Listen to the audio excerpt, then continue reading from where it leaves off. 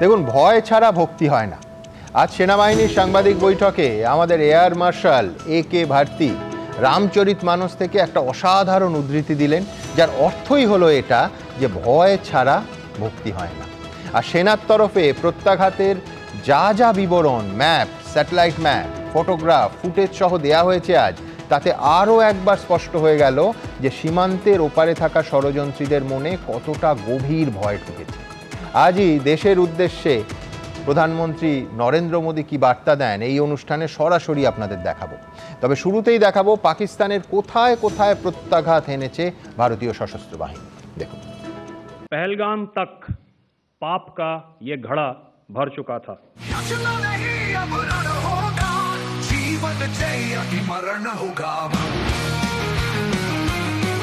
একের পর এক ছবি, ধ্বংসের সুনির্দিষ্ট প্রমাণ, বায়ুসেনা ঘাঁটিতে প্রবল আঘাত, সেনা ঘাঁটি চুরমার, ক্ষতবিক্ষত পাকিস্তানের হৃদয়।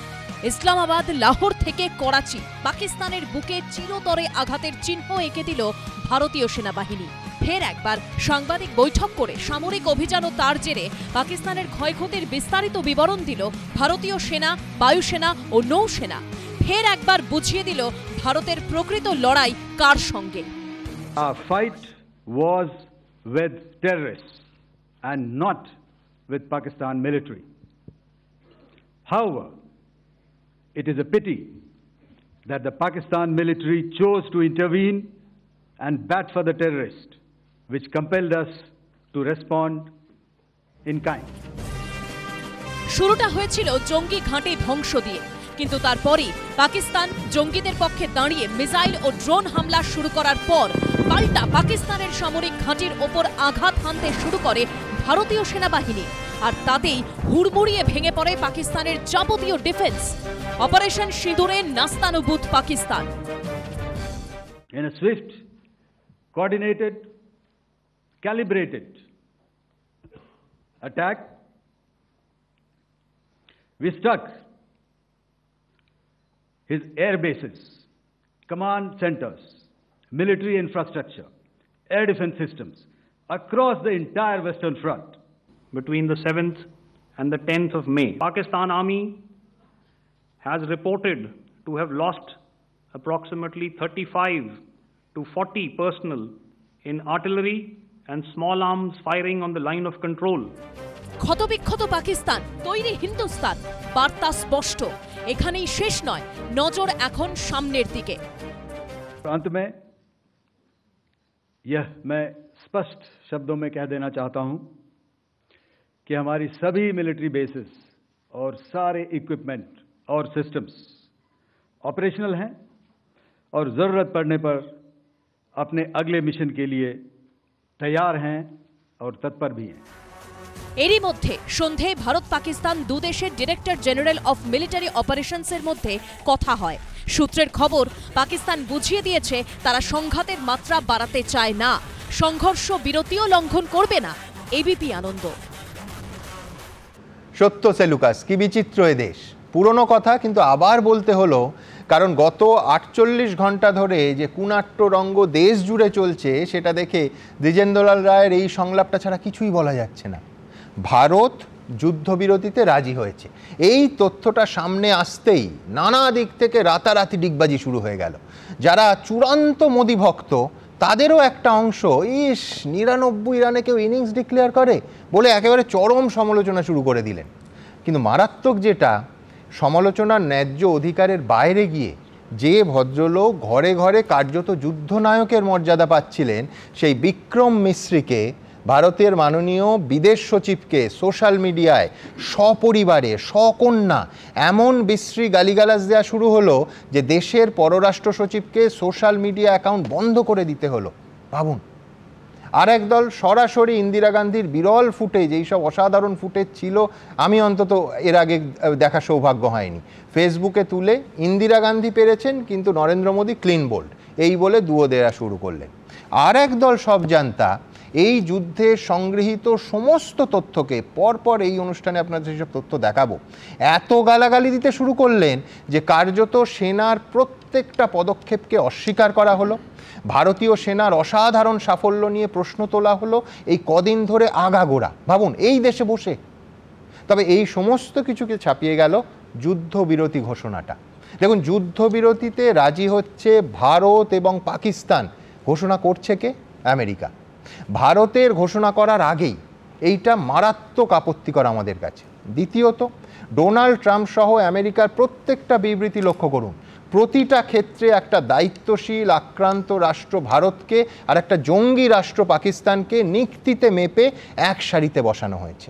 তৃতীয়ত, গতকাল অত্যন্ত অপমানজনকভাবে ডোনাল্ড ট্রাম্প বলেছেন, যেহেতু আমেরিকার সাহায্যে ভারত ও পাকিস্তান দুদেশ যুদ্ধবিরতির সিদ্ধান্ত নিতে সমর্থ হয়েছে, তাই দুদেশের সঙ্গেই মানে পাকিস্তানের সঙ্গেও আমেরিকার বাণিজ্য উল্লেখযোগ্যভাবে বাড়বে। মানে কি ঘুষ নাকি?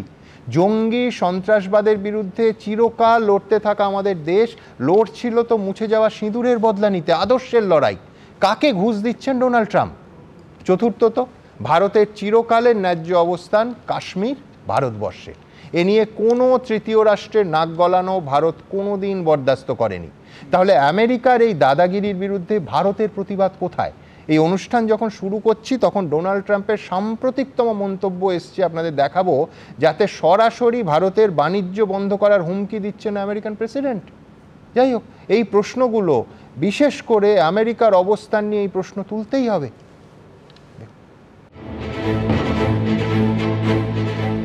পাকিস্তানকে যোগ্য ও মোক্ষম জবাব দিয়েছে ভারতীয় সেনাবাহিনী। পাকিস্তানের একেবারে মধ্যভাগে আক্রমণ করে ক্ষত বিক্ষত করে দিয়েছে তারা। পাকিস্তানের গোলাবর্ষণের সামনে বুক চিতিয়ে লড়াই করে শহীদ হয়েছেন আমাদের জওয়ানরা। ভারতীয় পাইলটরা জীবনের ঝুঁকি নিয়ে পাক সেনার একের পর এক এয়ারবেস গুঁড়িয়ে দিয়েছে। কিন্তু ভারতীয় সেনাবাহিনীর এই পরাক্রমের মধ্যেই যখন দুদেশের মধ্যে সংঘর্ষ বিরতি ঘোষণা হচ্ছে, তখন গোটা বিশ্বকে তা জানাচ্ছেন কে? আমেরিকার প্রেসিডেন্ট ডোনাল্ড ট্রাম্প। ওয়াশিংটনে বসে সোশ্যাল মিডিয়ায় বলছেন তিনি ভারত পাকিস্তানের মধ্যে মধ্যস্থতা করিয়েছেন। শনিবার যখন সংঘর্ষ বিরতি নিয়ে ভারতের সাধারণ মানুষ বিন্দু বিসর্গ জানত না, তখন বিকেল 5:33-এ প্রথম সংঘর্ষ বিরতি নিয়ে সোশ্যাল মিডিয়ায় এই পোস্টটি করেন ট্রাম্প।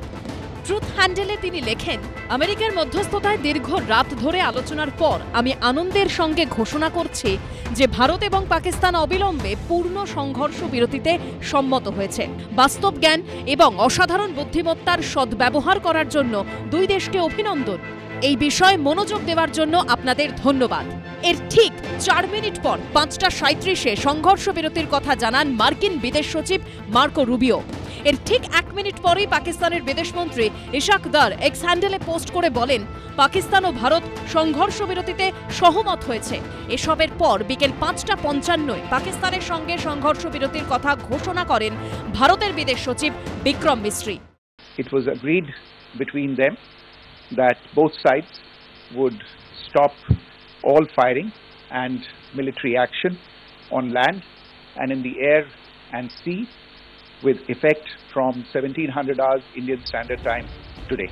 এরও আধ ঘন্টা পর সন্ধে 6:10-এ সংঘর্ষ বিরতির কথা পোস্ট করে জানান ভারতের বিদেশমন্ত্রী এস জয়শঙ্কর।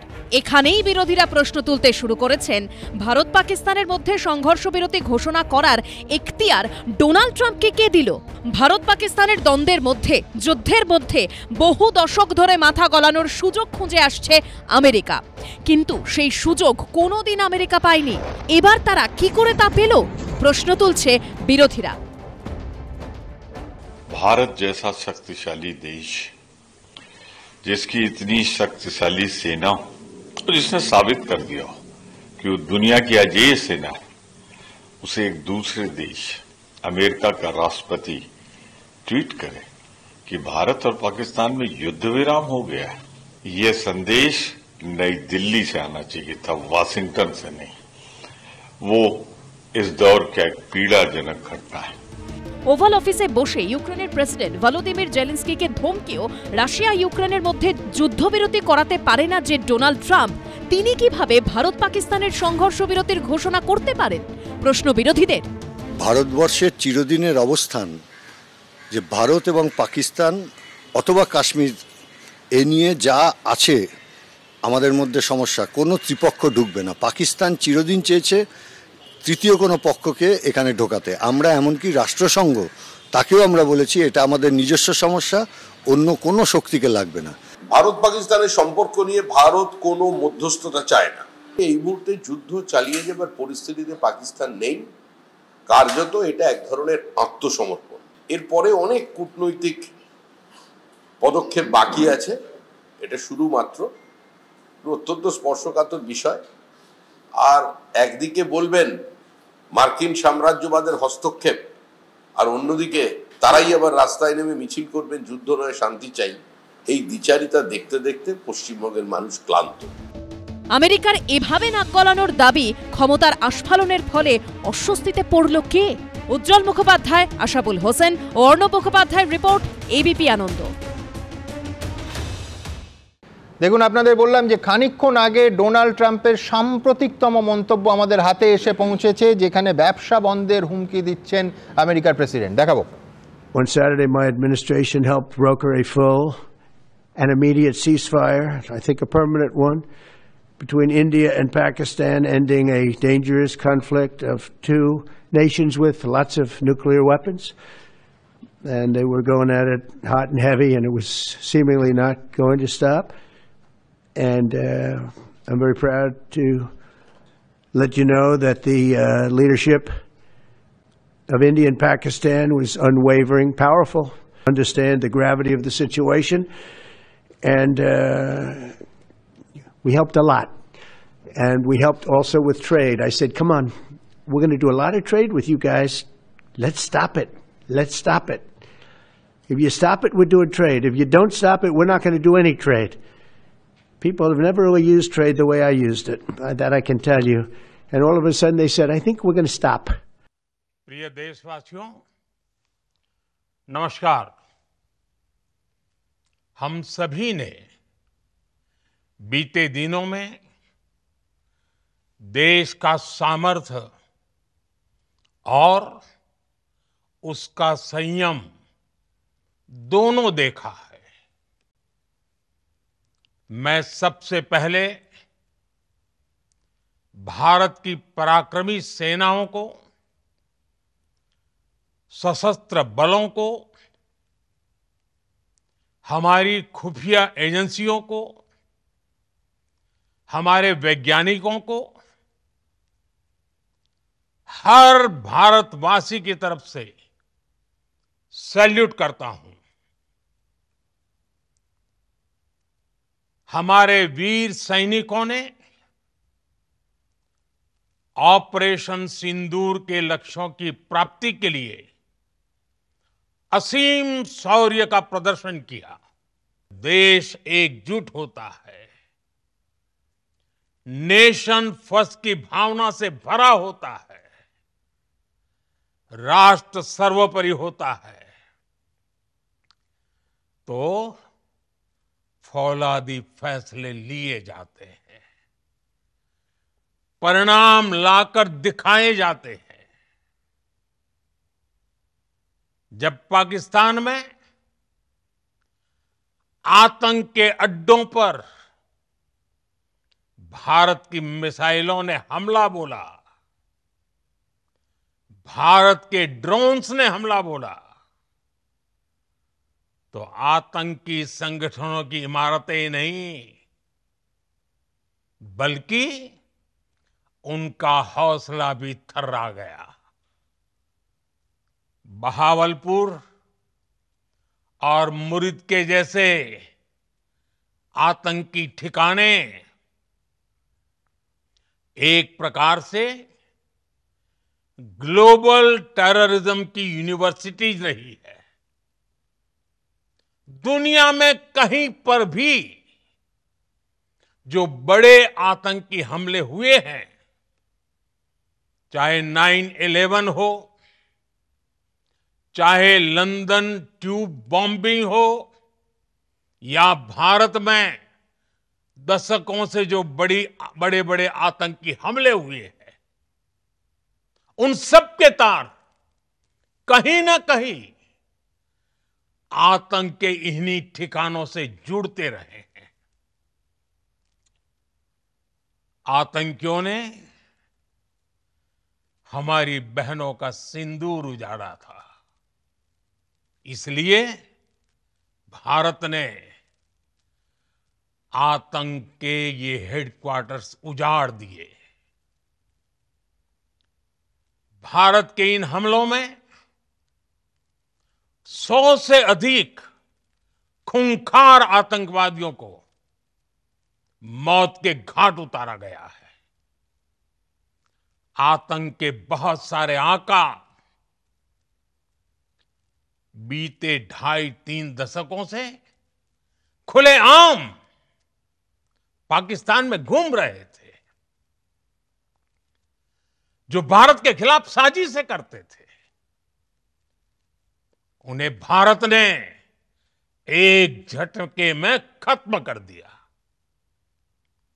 साथियों, भारत की इस कार्रवाई से पाकिस्तान घोर निराशा में गिर गया था, हताशा में गिर गया था, बौखला गया था। और इसी बौखलाहट में उसने एक और दुस्साहस किया। आतंक पर भारत की कार्रवाई का साथ देने के बजाय पाकिस्तान ने भारत पर ही हमला करना शुरू कर दिया। भारत के सशक्त एयर डिफेंस सिस्टम ने उन्हें आसमान में ही नष्ट कर दिया। पाकिस्तान की तैयारी सीमा पर वार की थी, लेकिन भारत ने पाकिस्तान के सीने पर वार कर दिया। भारत के ड्रोन्स, भारत की मिसाइलों ने सटीकता के साथ हमला किया। पाकिस्तानी वायुसेना के उन एयरबेस को नुकसान पहुंचाया, जिस पर पाकिस्तान को बहुत घमंड था। भारत ने पहले 3 दिनों में ही पाकिस्तान को इतना तबाह कर दिया जिसका उसे अंदाजा भी नहीं था। इसलिए भारत की आक्रामक कार्रवाई के बाद पाकिस्तान बचने के रास्ते खोजने लगा। पाकिस्तान दुनिया भर में तनाव कम करने के लिए गुहार लगा रहा था, और बुरी तरह पीटने के बाद इसी मजबूरी में 10 मई की दोपहर को पाकिस्तानी सेना ने हमारे डीजीएमओ को संपर्क किया। तब तक हम आतंकवाद के इंफ्रास्ट्रक्चर को बड़े पैमाने पर तबाह कर चुके थे। आतंकियों को मौत के घाट उतार दिया गया था। पाकिस्तान के सीने में बसाए गए आतंक के अड्डों को हमने खंडहर बना दिया था। इसलिए जब पाकिस्तान की तरफ से गुहार लगाई गई, पाकिस्तान की तरफ से जब ये कहा गया कि उसकी ओर से आगे कोई आतंकी गतिविधि और सैन्य दुस्साहस नहीं दिखाया जाएगा, तो भारत ने भी उस पर विचार किया। और मैं फिर दोहरा रहा हूं, हमने पाकिस्तान के आतंकी और सैन्य ठिकानों पर अपनी जवाबी कार्रवाई को अभी सिर्फ स्थगित किया है। आने वाले दिनों में हम पाकिस्तान के हर कदम को इस कसौटी पर मापेंगे कि वो क्या रवैया अपनाता है। ऑपरेशन सिंदूर आतंक के खिलाफ भारत की नीति है। ऑपरेशन सिंदूर ने आतंक के खिलाफ लड़ाई में एक नई लकीर खींच दी है, एक नया पैमाना, न्यू नॉर्मल तय कर दिया है। पहला, भारत पर आतंकी हमला हुआ तो मुंह तोड़ जवाब दिया जाएगा। हम अपने तरीके से, अपनी शर्तों पर जवाब देकर रहेंगे। हर उस जगह जाकर कठोर कार्रवाई करेंगे जहां से आतंक की जड़ें निकलती हैं। दूसरा, कोई भी न्यूक्लियर ब्लैकमेल भारत नहीं सहेगा।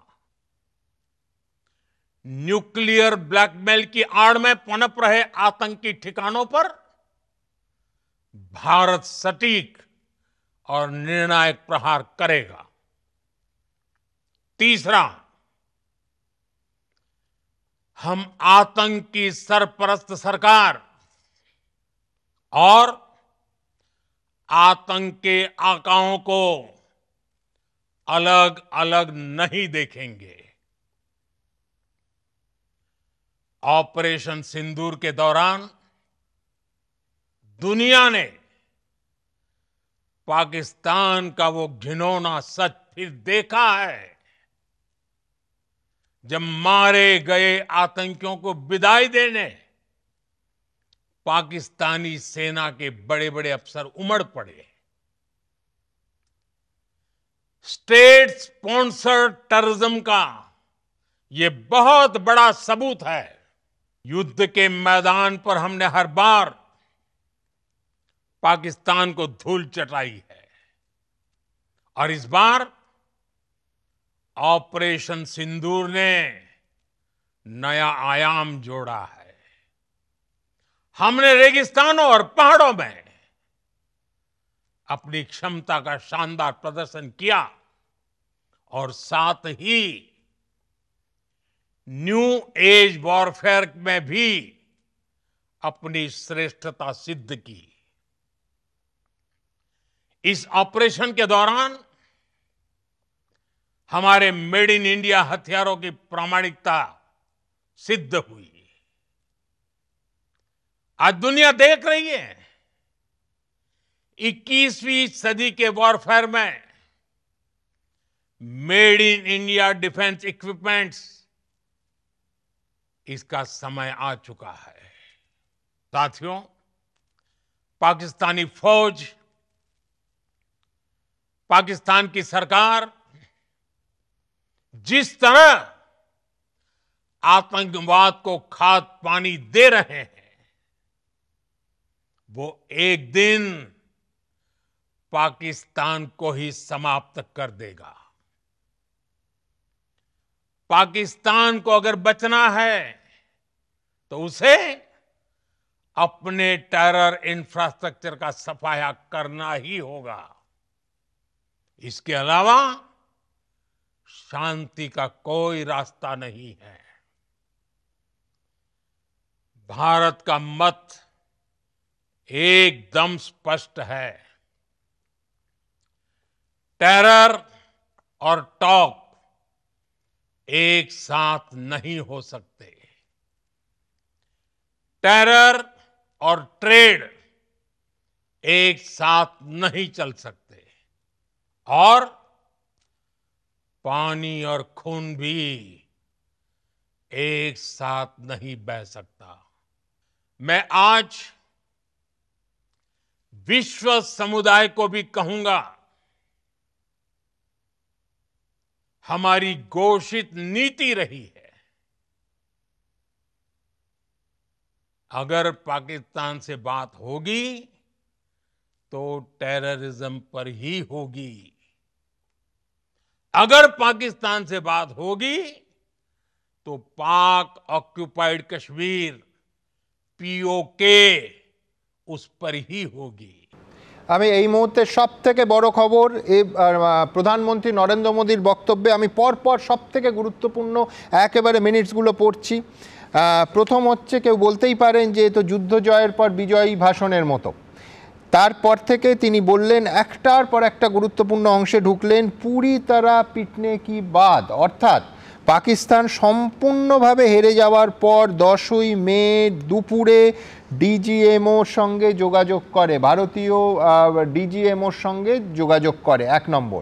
এই জন্য এটা বিশেষ গুরুত্ব দিয়ে বললাম, অর্থাৎ আমেরিকা যে দাবিটা তুলছিল যে তারা মধ্যস্থতা করেছে, সরাসরি পরোক্ষভাবে প্রধানমন্ত্রী সেটাকে খারিজ করলেন। এরপর একটার পর একটা পয়েন্ট তিনি বলতে থাকেন, একদম নাম্বার দিয়ে দিয়ে। 1 নম্বরে বলেন অপারেশন সিঁদুর চলবে, এটাই ভারতের নীতি, এটাই নিউ নর্মাল। তারপর বলেন যে ভবিষ্যতে আর কখনো হামলা হলে ভারত মুঁহতোর জবাব দেবে, যোগ্য জবাব দেবে, কোনো নিউক্লিয়ার ব্ল্যাকমেল ভারত সহ্য করবে না। প্রধানমন্ত্রীর পরিভাষাটাকে আমি কোট করব, তার দ্বিতীয় ঘোষিত পয়েন্ট ছিল যে কোনো নিউক্লিয়ার ব্ল্যাকমেল ভারত সহ্য করবে না। তাহলে এক্ষেত্রে প্রশ্ন ওঠে, এক্ষেত্রে অর্থাৎ এই যখন 10 তারিখ ফোন করলো, তার পিছনে কোনো নিউক্লিয়ার ব্ল্যাকমেলের উদ্দেশ্য ছিল কি না, কোনো প্রক্রিয়া ছিল কি না। 3 নম্বর প্রধানমন্ত্রী বলেন যে ভারত হেন্সফোর্থ জঙ্গি আর তার মদতদাতাদের আলাদা করে দেখবে না, নিউ এজ ওয়েলফেয়ারের কথা বলেন। এবং তারপর বলেন, একেবারে শুরু করছেন এইভাবে যে এই অভিযান জঙ্গিদের বিরুদ্ধে তা স্থগিত আছে, বন্ধ হয়নি। আই রিপিট, জঙ্গিদের বিরুদ্ধে এই ধরনের অপারেশন সিঁদুর স্থগিত আছে, তা বন্ধ হয়নি। পাকিস্তানের পরবর্তী পদক্ষেপের দিকে প্রতি মুহূর্তে ভারত নজর রাখবে। এবার আরেকটা গুরুত্বপূর্ণ অংশে আসি। প্রধানমন্ত্রী বললেন যে টেরর আর টক একসঙ্গে হতে পারে না, টেরর আর ট্রেড একসঙ্গে হতে পারে না। বিশ্ববাসীকে অর্থাৎ আন্তর্জাতিক ক্ষেত্রে একেবারে অ্যাড্রেস করে প্রধানমন্ত্রী নরেন্দ্র মোদী বললেন যে এটাই ভারতের ঘোষিত নীতি, যে পাকিস্তানের যদি কথা বলতে চায় ভারতের সঙ্গে, সেটা সন্ত্রাসবাদ নিয়েই কথা বলতে হবে। আমি বিশেষ করে আন্ডারলাইন করতে চাইবো এই অংশগুলোকে। তার পরের বাক্যে প্রধানমন্ত্রী বলছেন, পাকিস্তানকে ভারতের সঙ্গে কথা বলতে হলে পাক অধিকৃত কাশ্মীর নিয়েই কথা বলতে হবে। আমি নির্ধারিত অনুষ্ঠানে এবং নির্ধারিত প্রত্যেকের সময় আসবো, তার আগে দ্রুত প্রতিক্রিয়া নিয়ে নেব। প্রথমে ব্রিগেডিয়ার দেবাশিস দাস, দ্রুত প্রতিক্রিয়া, খুব সংক্ষেপে, এখানে বসে। আমার সব থেকে ভালো লেগেছে ওনার স্পিচে যে এই নিউক্লিয়ার ব্ল্যাকমেলটা থেকে আমরা বেরিয়ে আসছি, এটা আমরা সহ্য করব না, এবং আমরা তাহলে জাস্ট আর ডিসিসিভ, নির্ণায়ক এবং সঠিক একটা আঘাত করব। কোথাও কি এই ইঙ্গিত দিলেন যে এইবারও নিউক্লিয়ার ব্ল্যাকমেল করেছে পাকিস্তান? একদম একদম বেশ, এবং সেটা নিয়ে যদি পরে সময় দেন একটু কথা বলবো। এখন তো প্রতিক্রিয়া দিচ্ছি। দর্শকদের জানিয়ে রাখি যে নিউ ইয়র্ক টাইমসের একটা প্রতিবেদনে এর একটা ইঙ্গিত আছে। হ্যাঁ, দ্বিতীয় যেটা হচ্ছে যে কোথাও উনি কাউকে ধন্যবাদ দেননি, পৃথিবীর কোনো নেতাদের কাউকে ধন্যবাদ দেয়নি। আমরা যদি অপর পক্ষে দেখি, তারা ধন্যবাদের পর ধন্যবাদ, মানে কোনো দেশকে ছাড়েনি, মানে নেপাল ভুটানকে ছেড়ে দিয়ে পৃথিবীর সমস্ত দেশকে ধন্যবাদ ধন্যবাদ ধন্যবাদ, এবং নিজের আর্মি চিফকে ধন্যবাদ দিচ্ছে প্রাইম মিনিস্টার প্রায় মাটিতে শুয়ে পড়ে আর কি। ধন্যবাদ। তো এই ব্যাপারটা ওখানে ছিল। এবং ওনার যদি বডি ল্যাঙ্গুয়েজ দেখেন, চোখ টোক এদিক ওদিক ঘুরছে, মনে হচ্ছিল কেউ যেন বন্দুক রেখে দিয়েছে সামনে মনিটর থেকে উনি বলছেন। এবং 12 বার এডিট হয় ওনার স্পিচটা, মানে ডাইরেক্ট ছিল না এরকম, মানে সোজা না, 12 থেকে 13 বার আর কি এডিট হয়, ওই যেটা আমরা দেখতে পাচ্ছি না, বাট বিদেশের লোকেদের থ্রুতে দেখা যেতে পারছে। আরেকটা হচ্ছে যে এই স্টেটমেন্টটা দিলেন যে পিওকে আর টেররিজম নিয়েই একমাত্র কথা বলবো। তো কারণ অনেক রকম স্টেটমেন্ট ঘুরছে তো বাজারে এখন, মানে অন্যান্য দেশের মানুষদের, তো সেখানে উনি ক্লিয়ার করে দিলেন যে এগুলো ঘুরছে ঘুরুক, বাট আমরা ওইটা করব যেটা আমরা মানে ডিসাইডেড। আর লাস্ট কথা যে আমি একটু যোগ করি, সেটা হচ্ছে জল আর রক্ত একসঙ্গে বইতে পারে না। তার মানে কি এই যে সিন্ধু চুক্তি স্থগিতই থাকবে? দেখুন, সিন্ধু চুক্তি নিয়ে তো উনি বলছেনই, মানে এই যে আজকে ডিজিএমও লেভেলে যে কথাটা হবে, সেটাতে আমার যেটুকুনি ধারণা, আমাদের একটা উইশ লিস্ট আছে, সেগুলো টিক করা হবে, টিক করা হবে। যেখানে টিক হবে না সেখানে জল, যেখানে টিক হবে না সেখানে ব্যবসা, আর না হলে ঠিক হয়ে গেলে ভালো। এবার কি ঠিক হবে, আমার যদি বলেন আমার ব্যক্তিগত উইশ লিস্ট কি, পিওকে থেকে শুরু করে মাসুদ আজহার থেকে শুরু করে যতগুলো টেরিস্ট ওইখানে ক্যাম্প আছে সেগুলো ডিস্ট্রাকশন থেকে আরম্ভ করে, যদি হয় আসিম মুনিরকে যদি প্যাক করে পাঠিয়ে দেয় তো নাথিং লাইক ইট। বেশ বেশ, আমি পিসিআরকে বলবো যে অত্যন্ত গুরুত্বপূর্ণ অংশগুলো কেটে কেটে এই অনুষ্ঠানের মধ্যে আমাদের দেখাতে। আমি একবার প্রধান বিরোধীর কাছে আসি। সৌম্য? না, আমি যেটা শুনলাম যে একজন রাষ্ট্রপ্রধানের যে বক্তব্য হওয়া উচিত সেটাই মোটামুটি উনি দিলেন, কিন্তু আমি আশা করেছিলাম যেটা যে আমেরিকার রাষ্ট্রপতি যে আগ বাড়িয়ে খবর দালালিটা করছেন, মানে জ্যাঠামো করছেন, সেটাকে নিয়ে একটা উক্তি দিলে ভালো হতো। আমি চাইছি শুধু না, হুমকি দিচ্ছে, আজকেই বলেছেন যে ব্যবসা বন্ধ হয়ে যাবে। আমি আমার বক্তব্যের সময় বলবো, কিছু কিছু বক্তব্য আছে, কারণ আমরা জয়েন্ট পার্লামেন্টারি সেশন চেয়েছি এবং আমরা চেয়েছি অল পার্টি মিটিং হোক, যেখানে প্রধানমন্ত্রী উপস্থিত থাক, কারণ অনেক প্রশ্নের উত্তর সেখানে পার্লামেন্টই দেওয়া হবে। এখানে তো আমরা সর্বসমক্ষে জিজ্ঞাসা করবো না। কিন্তু তোমাদের যেটা দাবি ছিল যে প্রধানমন্ত্রী বলছেন অপারেশন সিঁদুর বন্ধ হয়নি, স্থগিত হয়েছে, উনি যেটা করেছেন তার সঙ্গে একদম সম্পূর্ণ একমত, ঠিক আছে। কিন্তু আমার কথা হচ্ছে যে ওই দালালটা যেটা বাইরে থেকে বড় বড় কথা বলছে না, ওই দালালটা, ওর বিরুদ্ধে দু একটা কথা বলার দরকার ছিল, সেটা বললো না কেন, হয়তো পরে বলবেন, আমি জানি না। কারণ বিদেশ নীতি নিয়ে ইন্টারফেয়ার করাটা এটা। সবার আগে বলি যে অপারেশন সিঁদুর যারা ভয় পাচ্ছিলেন বা সোশ্যাল মিডিয়ায় মোটামুটি মনে হচ্ছিল স্টার এই এবিপি আনন্দ স্টুডিওর কাছাকাছি পাকিস্তান চলে এসছে, সেটা যে প্রতিহত হয়েছে সেটা আশা করি বোঝা গেছে গতকাল এবং আজকের সাংবাদিক বৈঠকে। আমাদের 3 সেনাবাহিনীর প্রতিনিধিরা স্পষ্ট ভাষায় ম্যাপ, ছবি, ফুটেজ, ছবি দিয়ে বলে দিয়েছেন এবং বিবাদ ভঞ্জন হয়ে গেছে। তো সুতরাং যারা আনন্দ পাচ্ছিলেন এবং ন্যারেটিভ, সোশ্যাল মিডিয়ার যারা যোদ্ধা ন্যারেটিভ তৈরি করার চেষ্টা করেছেন, তারা আজকে অনেকটাই দুঃখ পেয়েছেন। প্রধানমন্ত্রীকে ধন্যবাদ জানাবো আমি একজন ভারতবাসী হিসেবে, যে আমাদের যে ভরসা আমাদের সেনাবাহিনীর ওপর, যে অপারেশন সিঁদুর অনেকেই বলছিলেন শেষ হয়ে গেল, অনেকে মুখে দুঃখ হতে পেয়েছিলেন, শেষ হয়নি, এটা অনগোয়িং। পাকিস্তানের মতো একটা বেয়াদব টেররিস্ট স্টেট, রোগ স্টেট থেকেও বড় কথা টেররিস্ট স্টেট, তাদের ওপর ভারত যে কড়া নজর রেখেছে সেটা আমাদের কাছে অন্তত আশ্বস্ত করেছে, শান্তিতে আমরা ঘুমোতে পারবো। আসছি, আমেরিকা ইগনোর করলেন, সব থেকে বড় কথা আমেরিকার উনি যে আগ বাড়িয়ে, যেটা সৌম্যদা বললেন, জ্যাঠামশাই বা দালাল যাই বলুন না কেন, উনি জ্যাঠামশাইকে পাত্তাই দিলেন না, তো বলে দিলেন ভারত এবং পাকিস্তানের মধ্যে খালি কথা হবে দুতরফের, এবং সেটা কি হবে, টেররিজম নিয়ে, অর্থাৎ সন্ত্রাসবাদী, যেটা স্যার বললেন, সন্ত্রাসবাদীদের আমাদের হাতে তুলে দিতে হবে এবং পিওকে দিতে হবে, এটা ছাড়া পাকিস্তানের সঙ্গে কোনো রকম সমঝোতা নেই। আমার যেটা মনে হয়েছে যে একটু আগেই আপনি দেখালেন সুমনদা, যে ট্রাম্পের যে ভাষণটা চলছিল সেখানে ট্রাম্প দুটো কথা বলেছেন, তার মধ্যে একটা কথা হচ্ছে we are negotiating with India right now, একটা উনি বলেছেন if you don't stop it we are not going to do any trade, কথাকে পরিষ্কার করে বলেছেন। এটা কিন্তু এক ধরনের থ্রেট, এইটার এগেইনস্টে আমাদের প্রধানমন্ত্রী হুমকি, এবং সেখানে একটা কথা অন্তত কোথাও থাকা দরকার ছিল যে আমরা এই ধরনের বড় রাষ্ট্র যদি কেউ হয় তার এগেইনস্টেও আমরা মাথা নত করবো না। যেমনভাবে নিক্সনের সময় 1971 সালে পরিষ্কার করে কিন্তু ইন্দিরা গান্ধী বলে দিয়েছিলেন India regards America as a friend not a boss, এই কথা কিন্তু বলেছিলেন সেখানে। আজকে যেমন কেয়াদি বলছেন যে ইগনোর করেছেন, আমার মনে হয় ইগনোর করেছেন এই কথাটা না মেনে আমি এই জায়গায় বলবো এখানে পরিষ্কার করে দেওয়া উচিত ছিল যে নাম না করেও কিন্তু বলা যেতে পারতো যে কোনো বৃহৎ রাষ্ট্র তারাও যদি চোখ রাঙায় তাকে প্রতিহত করার ক্ষমতা আমাদের আছে। একেবারে বিশ্ববিদ্যালয়ে চলছিল, ঠিক কি বলেছিলেন, কি ভাষায় বললেন এই মাত্র দেশের প্রধানমন্ত্রী, দেখাবো। जब पाकिस्तान में आतंक के अड्डों पर भारत की मिसाइलों ने हमला बोला, भारत के ड्रोन्स ने हमला बोला, तो आतंकी संगठनों की इमारतें नहीं बल्कि उनका हौसला भी थर्रा गया। बहावलपुर और मुरिद के जैसे आतंकी ठिकाने एक प्रकार से ग्लोबल टेररिज्म की यूनिवर्सिटीज रही है।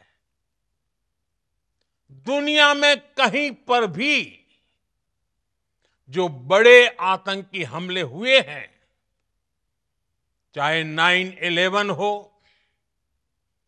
चाहे लंदन ट्यूब बॉम्बिंग हो, या भारत में दशकों से जो बड़े बड़े आतंकी हमले हुए हैं, उन सब के तार कहीं ना कहीं आतंक के इन्हीं ठिकानों से जुड़ते रहे हैं। आतंकियों ने हमारी बहनों का सिंदूर उजाड़ा था, इसलिए भारत ने आतंक के ये हेडक्वार्टर्स उजाड़ दिए।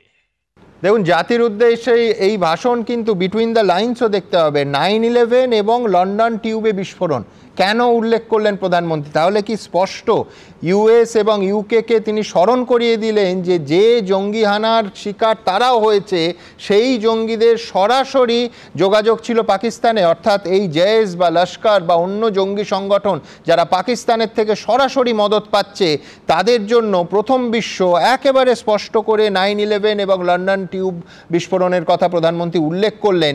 কি ইউএস এবং ইউকেকে আরেকবার স্মরণ করিয়ে দিতে? কর্নেল দাস, প্রাথমিক প্রতিক্রিয়া। হ্যাঁ, নিঃসন্দেহে সেটা তো আপনি যেটা বলেছেন একদম ঠিক বলেছেন।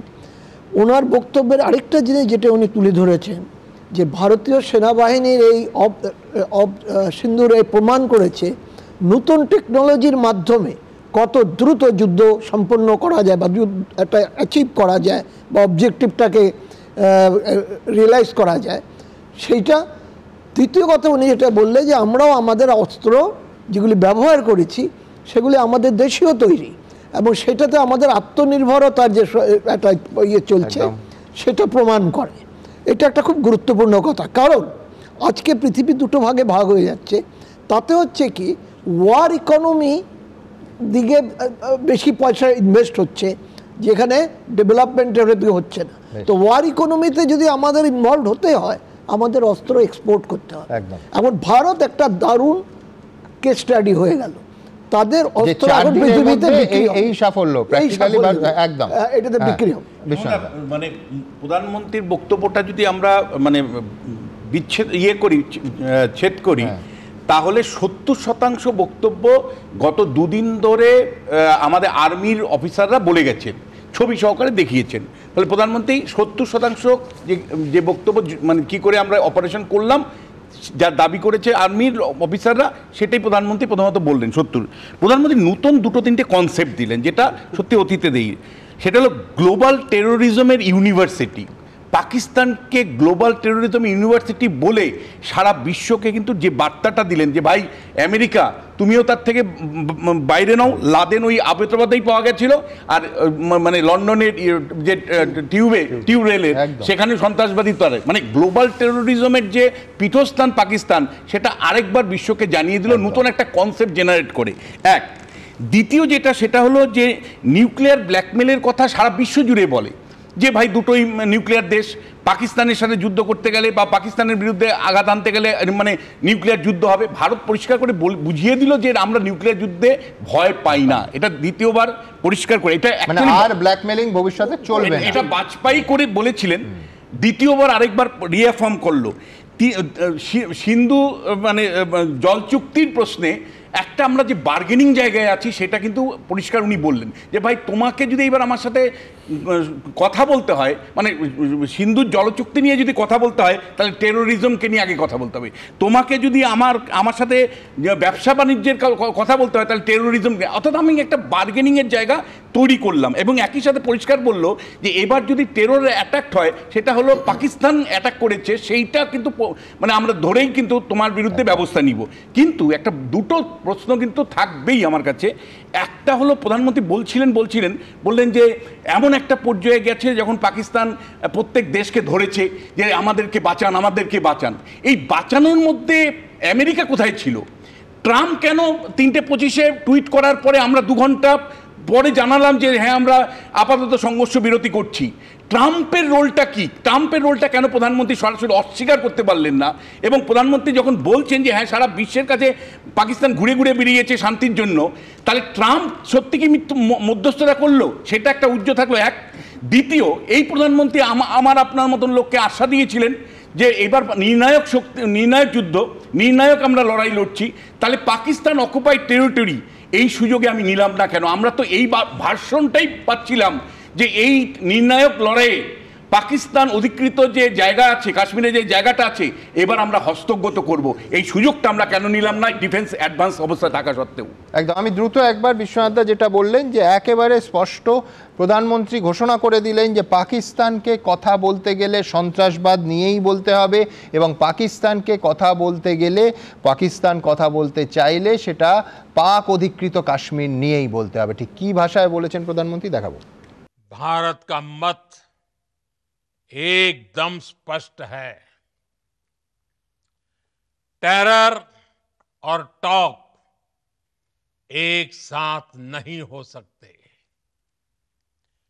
टेरर और ट्रेड एक साथ नहीं चल सकते और पानी और खून भी एक साथ नहीं बह सकता। मैं आज विश्व समुदाय को भी कहूंगा, हमारी घोषित नीति रही है, अगर पाकिस्तान से बात होगी तो टेररिज्म पर ही होगी। अगर पाकिस्तान से बात होगी तो पाक ऑक्युपाइड कश्मीर पीओके उस पर ही होगी। একেবারে পরিষ্কার তিনটে পয়েন্ট বললেন প্রধানমন্ত্রী। এক, অপারেশন সিঁদুর চলবে, এটাই ভারতের নীতি। এই অভিযান কিন্তু বন্ধ হয়নি, স্থগিত হয়েছে মাত্র। দুই, যে ভবিষ্যতে কোনো হামলা পাকিস্তানের তরফ থেকে হলে তার মুঁহতোড় জবাব, যোগ্য জবাব হবে। কোনো নিউক্লিয়ার ব্ল্যাকমেল ভারত সহ্য করবে না। এবং তিন, জঙ্গি এবং তার মদতদাতাদের আলাদা করে দেখা হবে না। অর্থাৎ ওই সেই পুরনো কথা, act of terror is equal to act of war. কি বলেছেন প্রধানমন্ত্রী, এই অংশে দেখাবো। कोई भी न्यूक्लियर ब्लैकमेल भारत नहीं सहेगा। न्यूक्लियर ब्लैकमेल की आड़ में पनप रहे आतंकी ठिकानों पर भारत सटीक और निर्णायक प्रहार करेगा। এর আগে গত 24 ঘন্টায় দুবার সেনাবাহিনীর তরফে সাংবাদিক সম্মেলন করা হয়েছে। গতকাল থেকে আজকের স্প্যানটা ধরলে এবং একাধিক পাক যুদ্ধবিমানকে ভারত যে গুলি করে নামিয়েছে প্রত্যাঘাত করা হয়েছে পাক বায়ুসেনা ঘাঁটিতে। ভারতীয় সশস্ত্র বাহিনী একেবারে প্রমাণ দিয়ে সব প্রমাণ ঘোষণা করেছে। ভারতীয় পাইলটরা প্রত্যেকে দেশে নিরাপদে ফিরে এসেছেন বলেও স্পষ্ট জানানো হয়েছে। দেখুন।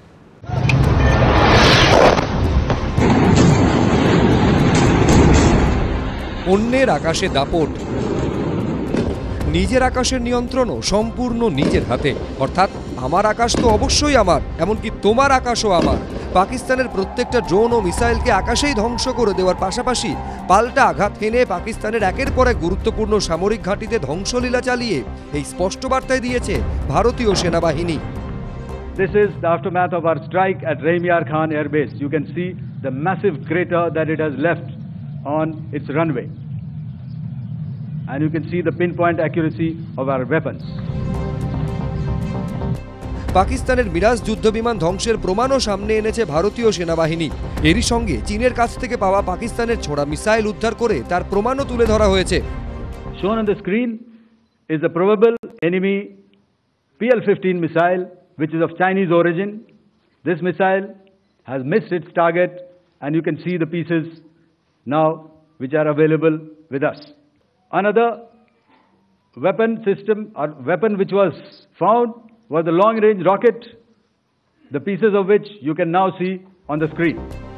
নূর খান এয়ারবেস থেকে শুরু করে Murid airbase, Sargodha airbase, Rahim Yar Khan airfield, Sukkur, Chunian, Skardu, Jacobabad সহ একাধিক সামরিক ঘাঁটিতে ভারতের আঘাত পাকিস্তানের বায়ুরক্ষা প্রণালীর দুর্বল অব্যবস্থাকে যেমন প্রকাশ্যে এনে দিয়েছে, তেমনি বায়ুসেনার কোমর ভেঙে দিয়েছে। From the open source are now being shown to you on the screen. In fact, two of them. This is the strike on the Noor Khan Air Base. And you can see the effect. একেবারে পাকিস্তানের বুকে অবস্থিত এই ঘাঁটিগুলিতে ভারতের আঘাতই কি পাক সেনাকে বাধ্য করলো সংঘর্ষ বিরতির পথে হাঁটতে? হ্যারিয়ার জাম্পিং জেট নয় যে লাফিয়ে উঠবে আর চলে যাবে, ওরকম নয়। প্রচণ্ড রানওয়ে লাগে। সেই রানওয়েগুলোকে যদি আমরা নষ্ট করে দিই তাহলে প্লেন উঠতে পারে না। সেকেন্ড কি, এয়ারক্রাফট যখন ওড়ে তখন তাদের এটিসি, এয়ার ট্রাফিক কন্ট্রোল, সেগুলো সমস্ত ওদেরকে কন্ট্রোল করে, ওদের এয়ার মুভমেন্ট কন্ট্রোল করে। এয়ারক্রাফট একা একা উঠতে পারে না, সেইগুলোকে ডেমোলিশ করা হলো। So this was A well thought of strategy. তারপরেই দেখেছো আস্তে করে ওরা একেবারে তছনছ হয়ে গেল। মুখে বলা আর কাজে করে দেখানো দুটো যে এক বিষয় নয়, 4 দিনের সংঘাতে ভালোভাবে বুঝে গেল পাকিস্তান। ঐশী মুখোপাধ্যায়, দীপক ঘোষ, এবিপি আনন্দ। আমার পরবর্তী বক্তার কাছে আমি নির্ধারিত সময়ে ব্রিগেডিয়ার দেবাশিস দাসের কাছে একদম কয়েকটা অত্যন্ত গুরুত্বপূর্ণ ইঙ্গিত প্রধানমন্ত্রী দিয়েছেন। প্রথম কি, ওনার 3টে পয়েন্টের দ্বিতীয় হচ্ছে যে ভবিষ্যতে কোনো হামলা হলে তার যোগ্য জবাব ভারত দেবে। কোনো, লক্ষ্য করুন প্রত্যেকটা শব্দ, কোনো নিউক্লিয়ার ব্ল্যাকমেল ভারত সহ্য করবে না। তাহলে প্রশ্ন উঠবে যে এবারে কি নিউক্লিয়ার ব্ল্যাকমেলের রাস্তায় হেঁটেছে পাকিস্তান? আমাদের কাছে উত্তর নেই। নিউ ইয়র্ক টাইমসের সাম্প্রতিকতম একটা রিপোর্ট আছে যেখানে বলা হচ্ছে যে আমেরিকার কনসার্ন সব থেকে তার বেশি কারণ হলো when explosions hit the Noor Khan airbase in Pakistan. আমি খুব স্পষ্ট করে দেবাশিসদার কাছে জানতে চাইবো, আমরা যারা পাকিস্তান গেছি প্রত্যেকে জানি যে রাওয়ালপিন্ডি এবং ইসলামাবাদের মধ্যে একটা 36 কিলোমিটারের স্ট্রেচ আছে। সেই স্ট্রেচের মধ্যখানে নূর খান এয়ারবেস এবং যেখানে বলা হয় জুয়েল অফ দ্য ক্রাউন। কেন? পাকিস্তানি সামরিক শাসকরা, সেটা এখনকার বলে নয়, গত 30-40 বছর ধরে তারা মনে করেন যে পাকিস্তানের সামরিক দিক থেকে সবথেকে সুরক্ষিত জায়গা হচ্ছে নূর খান এয়ারবেস। এইখানে আঘাত পাওয়ার পর কি পাকিস্তানের তাহলে সামরিক আত্মবিশ্বাস চুরমার হয়ে গেল?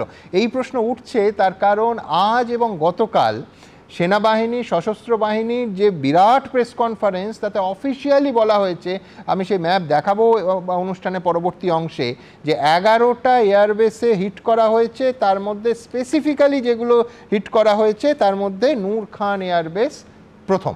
আমি এই প্রশ্ন থেকে নিউক্লিয়ার ব্ল্যাকমেলিংয়ের যদি একটু ব্যাখ্যা দেন ব্রিগেডিয়ার দাস, কি মনে করেন?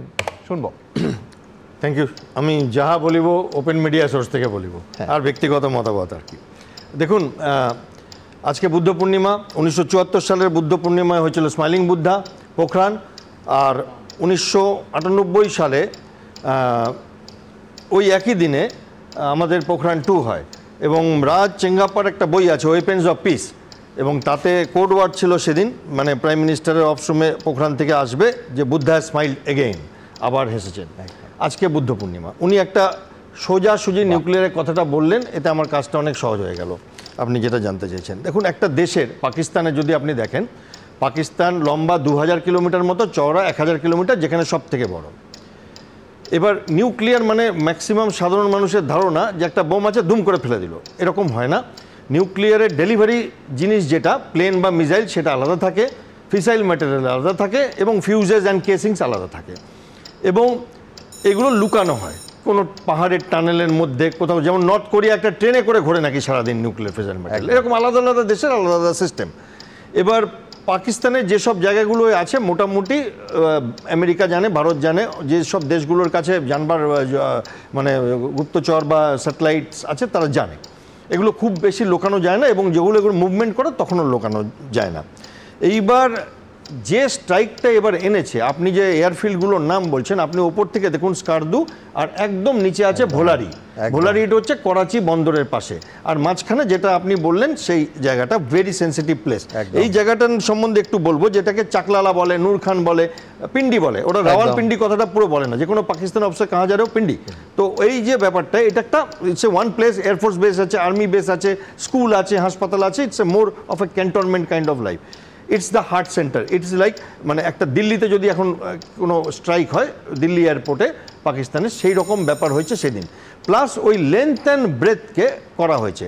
এবার এই লেন্থ অ্যান্ড ব্রেথের কোথাও তো এই জিনিসগুলো থাকবে যেগুলো আমি বললাম যে ডেরিভালি, সেটা আমাদের যিনি এয়ারফোর্সের ব্রিফ করছিলেন উনি বলেছেন যে এখানে এই এয়ারক্রাফট থাকে, যেমন সারগোদা। তখন ওনাকে প্রেস থেকে একজন জিজ্ঞাসা করে, আপনারা কিরানা হিলে গিয়েছিলেন?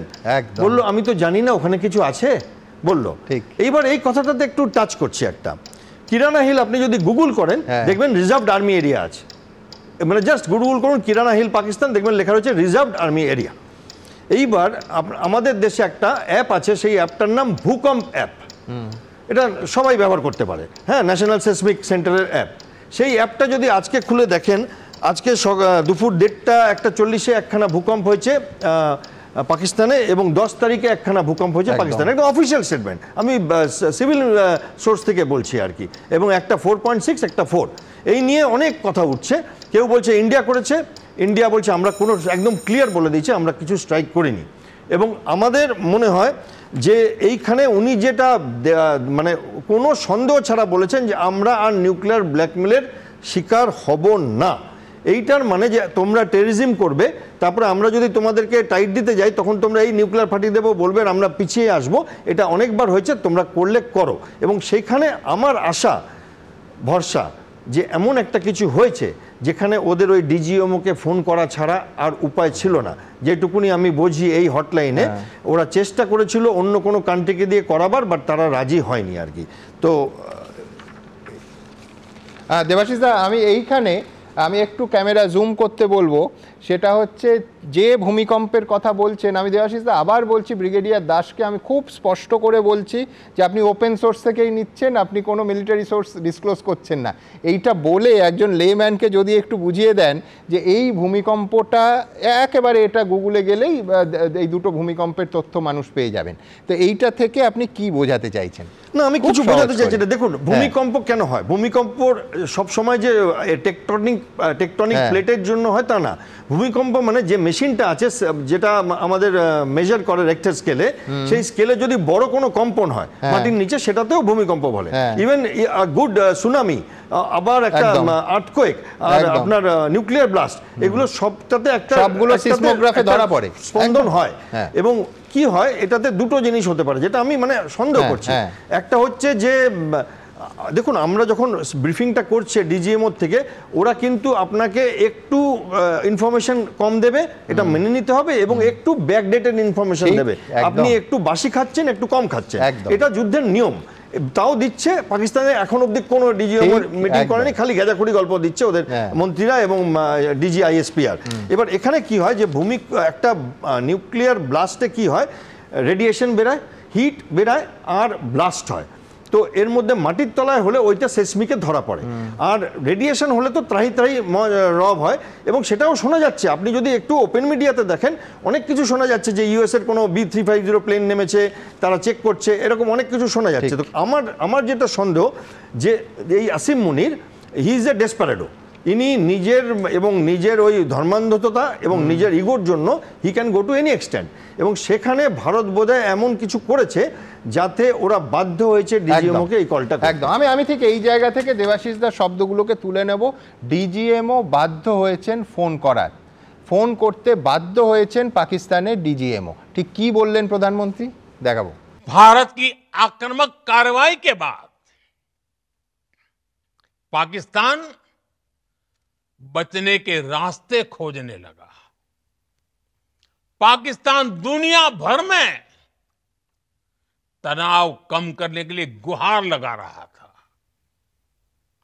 और बुरी तरह पीटने के बाद इसी मजबूरी में 10 मई की दोपहर को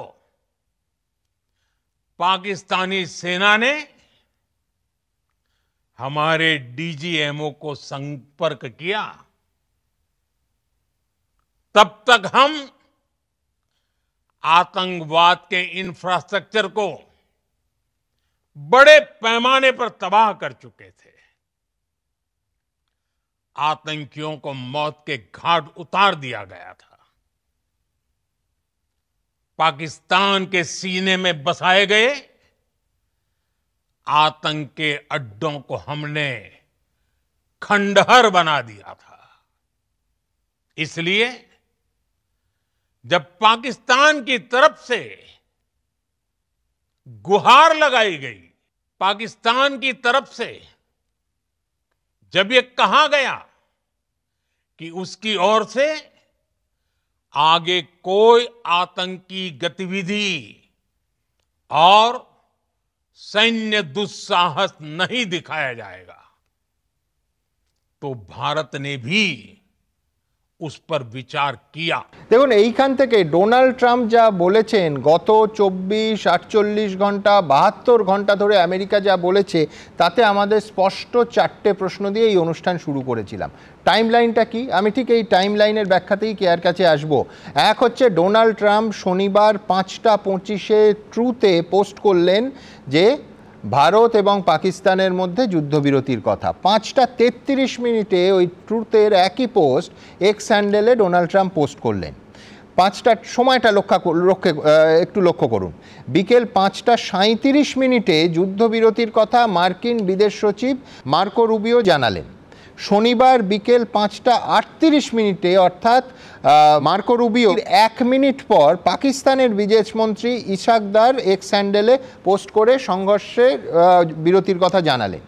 শনিবার 5:55 প্রথম ভারতের দিকে প্রতিক্রিয়া এলো বিদেশ সচিব বিক্রম মিশ্রি। তিনি সংঘর্ষ বিরতির কথা ঘোষণা করলেন। শনিবার 6:10 এই সংঘর্ষ বিরতির কথা পোস্ট করলেন ভারতবর্ষের বিদেশমন্ত্রী এস জয়শঙ্কর। আমার প্রশ্ন কেয়ার কাছে খুব পরিষ্কার থাকবে, সেটা হচ্ছে এই ক্রনোলজিটা কি দেশের পক্ষে খুব সম্মানের? তার কারণ প্রথমেই যেটা বললাম যে যুদ্ধবিরতি করছে দুটো দেশ, ভারত এবং পাকিস্তান, আর তার ঘোষণা করছে আমেরিকা। শুধু তাই নয়, আজকে ডোনাল্ড ট্রাম্পের যে বক্তব্য, যে সেটা প্রায় একটা হুমকি বা চোখ রাঙানোর জায়গায় চলে যাচ্ছে, তার কারণ কথা না শুনলে বাণিজ্য বন্ধ করার হুমকি দিচ্ছেন ডোনাল্ড ট্রাম্প। ডোনাল্ড ট্রাম্প ঠিক কী বলেছেন আজকে দেখাবো। On Saturday, my administration helped broker a full and immediate ceasefire, I think a permanent one, between India and Pakistan, ending a dangerous conflict of two nations with lots of nuclear weapons. And they were going at it hot and heavy, and it was seemingly not going to stop. And I'm very proud to let you know that the leadership of India and Pakistan was unwavering, powerful, understand the gravity of the situation, and we helped a lot. And we helped also with trade. I said, come on, we're going to do a lot of trade with you guys. Let's stop it. Let's stop it. If you stop it, we're doing trade. If you don't stop it, we're not going to do any trade. People have never really used trade the way I used it. That I can tell you. And all of a sudden they said, I think we're going to stop. নিঃসন্দেহে ভারতবাসী অনেকেই এই হুঁশিয়ারির একটা স্পষ্ট এবং তীক্ষ্ণ জবাব প্রধানমন্ত্রীর কাছ থেকে আশা করেছিলেন। সুমন, বাংলায় একটা প্রবাদ আছে, গায়ে মানে না আপনি মোড়ল। আমার তো এটা শুনে তাই মনে হচ্ছে। যা তথ্য আমরা পেয়েছি, আমি আমার দেশের প্রধানমন্ত্রীকে বিশ্বাস করব। যা তথ্য পেয়েছি, দুপুর 1টায় পাকিস্তানের ডিজিএমও ফোন করেছিল। দুপুর 3টায় কথা হয়েছে তাদের দুজনের মধ্যে যুদ্ধবিরতি চুক্তিতে। কারণ পাকিস্তান, যেটা প্রধানমন্ত্রী সাফ বলে দিলেন, একেবারে পর্যদুস্ত হয়ে গেছিল, কোমর ভেঙে গেছিল, হাঁটু গেড়ে আত্মসমর্পণ করতে বাধ্য হয়েছে ভারতের শর্তে। ভারত কখন মারবে, ভারত কখন থামবে, ভারতের শর্তে এই বার্তাগুলো হবে। 4টের পরে ট্রাম্প তিনি টুইট করলেন, তিনি দেখাতে চাইলেন যে আমরা আছি বর্দা হিসেবে। আরে তোমরা লড়াই করছো, কিন্তু আজকে নরেন্দ্র মোদী তিনি যখন বলেছেন কথা হবে ভারত এবং পাকিস্তানের মধ্যে, কোনো থার্ড পার্টি থাকবে না, তিনি স্পষ্ট বার্তা দিয়েছেন। আর যারা বলছেন, দেখুন এখানে তৃণমূলের, আমি দেখলাম সবার আগে বললেন তৃণমূলের একজন মুখপাত্র, কণ্ঠশিল্পী বলবো না, মুখপাত্র বলবো, আমি জানি না, তিনি বলবেন তো, কারণ পাকিস্তানের সেখানে টিভিতে কাদের কথা শোনা যায় জানেন, কাদের মানে প্রশংসা শোনা যায় জানেন? মমতা বন্দ্যোপাধ্যায়ের। বিরোধীদের, ভারতের বিরোধীদের কথা প্রশংসা শোনা যায় পাকিস্তানের টেলিভিশনে। তাহলে বুঝে দেখুন যে কিভাবে সেখানে তাদের মধ্যে সখ্যতা আছে। আচ্ছা, এবারে চলে আসি আজকে নরেন্দ্র মোদীর কথায়। একটু আগে আমি বলেছিলাম যে জল আর রক্ত একসঙ্গে বইতে পারে না, টক অ্যান্ড টেরর একসঙ্গে চলতে পারে না, এবং কোনো পারমাণবিক হুমকি, ধমকি, ব্ল্যাকমেল ভারত সইবে না। আমরা আগেও বলেছি, আবারও বলছি, এ ভারত নতুন ভারত, এ ভারত উত্তর দেওয়ার ভারত, এ ভারত চুপচাপ 93,000 যুদ্ধবন্দীকে ফেরত দেওয়ার ভারত নয় সুমন। যারা আজকে বলছে নিক্সনের কথা, যারা ইন্দিরা গান্ধীর জয়গাথা গাইছে, তারা 1965ও ভুলে গেছে। আমি 62 অব্দি গেলাম না, আমি 65-র কথা বলছি। জল কেন দেওয়া হয়েছিল? আমার দেশের জল, যেটা আমার দেশকে বঞ্চিত রেখে যে নেতা, যে রাজনৈতিক দলের নেতা সেই সময় প্রধানমন্ত্রী যে ভুল করেছিলেন, আজকে সেই প্রধানমন্ত্রী ঠিক করলেন। আমি ধন্যবাদ জানাচ্ছি, ভারতবাসী হয়ে ধন্যবাদ জানাচ্ছি, যে যে জায়গাগুলো আমরা বঞ্চিত রেখেছিলাম, আমার নিজের দেশের কৃষকদের বঞ্চিত রেখেছিলাম, আজকে তাদের মুখে হাসি ফোটার দিন। এবং সবথেকে বড় কথা হচ্ছে, আমরা যেটা শুনেছি, 9টা জঙ্গি ঘাঁটি গুঁড়িয়ে ফেলা হয়েছে, জঙ্গিদের কোমর ভেঙে দেওয়া হয়েছে। আর একটা কথা যেটা ব্রিগেডিয়ার দেবাশিস দাসও বললেন সুমন, পাকিস্তান হিল গিয়া, সেটা কিরানা হিলিয়ে দিয়েছে নাকি কিভাবে হিলিয়েছে আমি জানি না, হিল গিয়া এটা বুঝতে পারছি। এটা কিন্তু স্পষ্ট হয়ে গেছে যে পাকিস্তান বারে বারে ভূমিকম্পে যে থেমে থেমে কেঁপে কেঁপে উঠছে, পাকিস্তান আক্ষরিক অর্থেও কেঁপে গেছে এবং আজকে আমরা দেখলাম ভৌগোলিকভাবেও কেঁপে গেছে। সেটা ভারতের কি কাজ আছে, ফুল বেলপাতা কী কী ছিটিয়ে এসেছিল ভারত আমি জানি না, কিন্তু এইটুকু বলতে পারি দেখুন যে দেশ বা যে কোনো মানুষ মারা যাওয়ার পরে আমরা ওং শান্তি বলি, এই মুহূর্তে আমিও বলবো ওং শান্তি শান্তি শান্তি। আমি সৌম্যর কাছে যাব, এমনিতে তৃণমূলের কাছে যাওয়া উচিত, কিন্তু যেহেতু কংগ্রেস শুরুতে, কংগ্রেসের কিন্তু একটা অবস্থানে পরিবর্তন, একেবারে শুরুর দিন থেকে রাহুল গান্ধী এবং সমস্ত নেতারা বলেছেন যে পাকিস্তানের বিরুদ্ধে আমরা সরকারের পাশে আছি। যুদ্ধবিরতির ঘোষণার পর একেবারে সরাসরি কংগ্রেস প্রেস কনফারেন্স করে বিজেপির দেশভক্তি নিয়ে প্রশ্ন তুলল এবং স্পষ্ট বলল যে কোন চাপের কাছে নরেন্দ্র মোদী এবং তার সরকার মাথা নোয়াচ্ছেন। আমি ঠিক এই জায়গা থেকে গত 24 ঘন্টার কংগ্রেসের তরফে আক্রমণের প্রেক্ষিতে আমি সৌম্যর কাছে যাব। দেখুন সুমনদা, আমরা প্রথম থেকেই দেখুন এই রাষ্ট্রবাদী এসব অনেক কথা বলছি। দেখুন কেয়া একটু আগে বলার আগে মানে ইন্দিরা গান্ধী বেঁচে থাকাটা যত ভয়ঙ্কর ছিল তার থেকে মৃতদেহ আরও বেশি ভয়ঙ্কর, সেটা কেয়া বুঝতে পেরেছে। আমি বলিনি, ও নিজেই বারবার ইন্দিরা গান্ধী বলছে। আসলে মনের কোথাও ব্যথা আছে, যাই হোক ছেড়ে দিন, আমি এসব কথা যাচ্ছি না। আচ্ছা, এই ডোনাল্ড ট্রাম্প এই ভদ্রলোককে আমি জিজ্ঞাসা করছি, এই কোন পাড়ার জ্যাঠা? ইন্দিরা গান্ধী থাকলে হিম্মত হতো? আজকে 65 বলছে, ক্ষমতা ছিল? হ্যাঁ, সপ্তম নৌবহর পাঠিয়েছিল আমেরিকা 71 সালে। নিক্সনকে আর আপনি দেখিয়েছেন, নিক্সনকে কি বলেছিল যে 12,000 কিলোমিটার দূরে থাকে দাঁড়িয়ে আপনি আমাদের বস নয়, আমরা ঠিক করব। ভারতের সঙ্গে পাকিস্তানের যুদ্ধ হচ্ছে, তুমি কে হে জ্যাঠামশাই? অ্যাটোবাবাদে যখন তুমি লাদেনকে তখন খুঁজে বার করে তাকে নেভি সিল কমান্ডো দিয়ে মারো, তুমি কি অন্য দেশের কথা বলেছিলে? 2 মাস কেউ জানতে পারেনি। অ্যাবোটাবাদে আজকে যখন তুমি আজকে ভারতের ব্যাপারে নাক গলাও, আমার দিল্লিতে বসে কি হবে, আমাদের দেশের প্রধানমন্ত্রী রাষ্ট্রপ্রধান বলবে আমরা তাকে সালাম তামিল করব, আমাদের দেশের সেনাবাহিনীর কৃতিত্ব গৌরব, আমরা তাকে সালাম তামিল করছি, এটা আমাদের দেশের গৌরব। তুমি কে হে হরিদাস পাল?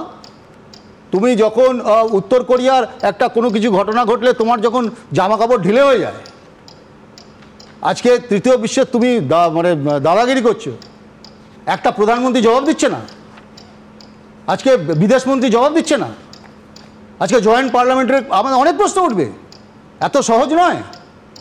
জয়েন্ট পার্লামেন্ট সেশন ডাকা হচ্ছে, সবাই অল পার্টি মিটিংয়ে, প্রধানমন্ত্রী 2টো মিটিংয়ে থাকেননি, তৃতীয় মিটিংয়ে থাকার জন্য আমরা আহ্বান করেছি, আমরা অনুরোধ করেছি।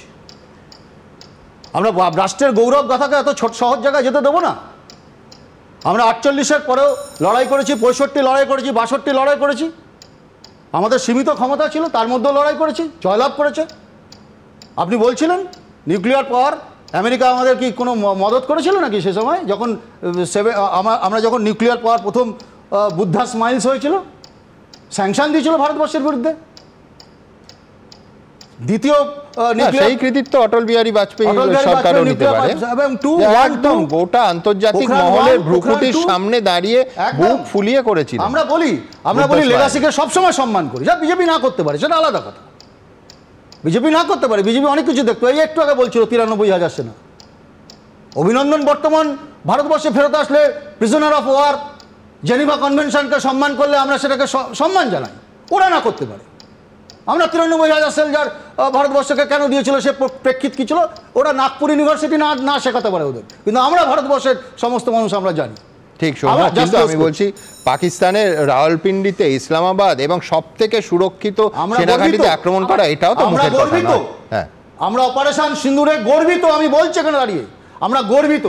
আমরা ভারতবর্ষে রাহুল গান্ধী বলেছেন আপনি লড়াই, আপনার সেনাবাহিনীকে আপনি ইনস্ট্রাকশন করুন, 0 টলারেন্স, আপনি যা করবেন আপনার পাশে আছি। একটা দিনের জন্য আমাদের সবাইকে বলা আছে কোনো রকম বিরোধিতা নয়, ভারতবর্ষের সেনানীদের পাশে দাঁড়িয়ে থাকবো। কিন্তু আপনি বলুন কংগ্রেসকে এই যুদ্ধবিরতি অপোজ করছে। আমি বলুন যে এই যে Trump, K Trump, who is Trump? এই ট্রাম্প নিয়ে ভারতবর্ষের কাশ্মীর ইস্যু, বাইল্যাটারাল ইস্যু, ভারতবর্ষের বিদেশ নীতি নিয়ে 78-76 বছর বয়স ভারতবর্ষে কোনোদিন বিজেপি এসছে, বিজেপি চলে গেছে, কংগ্রেস এসছে চলে গেছে, কোনোদিন বিদেশ নীতি নিয়ে আমাদের মধ্যে তুতু ম্যায় ছিল না। এটাই ভারতবর্ষ। ওদের পার্লামেন্টে দাঁড়িয়ে বলছে যে রাহুল গান্ধী দাঁড়িয়ে প্রধানমন্ত্রী নরেন্দ্র মোদীর সঙ্গে মিটিং করছে। তোমরা কি যুদ্ধবিরতি অপোজ করছো? Yes or no? এবং নিদর্শন এটা, আজকে ট্রাম্প যখন এই কথা বলছে ব্যবসা, আপনি ভাবুন, বলছে ব্যবসা আমাদের 27 জন নিরীহ নাগরিকের জীবন চলে গেল যার জন্য অপারেশন সিঁদুর, এই ব্যবসা দিয়ে ব্ল্যাকমেল করবে। আর ভারতবর্ষে বিক্রম মিশ্রীরা এত কথা বলবে, একটা উত্তর দেবে না? এটাকে মানতে হবে।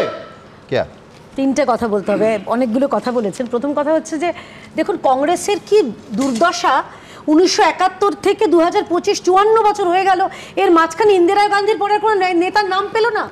2008 সালে মনমোহন সিং মনে পড়ে না এদের, 1971 মনে থাকে, 2008-এর 26/11 মনে থাকে না। মনমোহন সিং কি করেছিলেন? একটা ইট পর্যন্ত ছুটতে পারেননি সেই সময়। সুমন দাঁড়ান, আমি শেষ করতে দিন।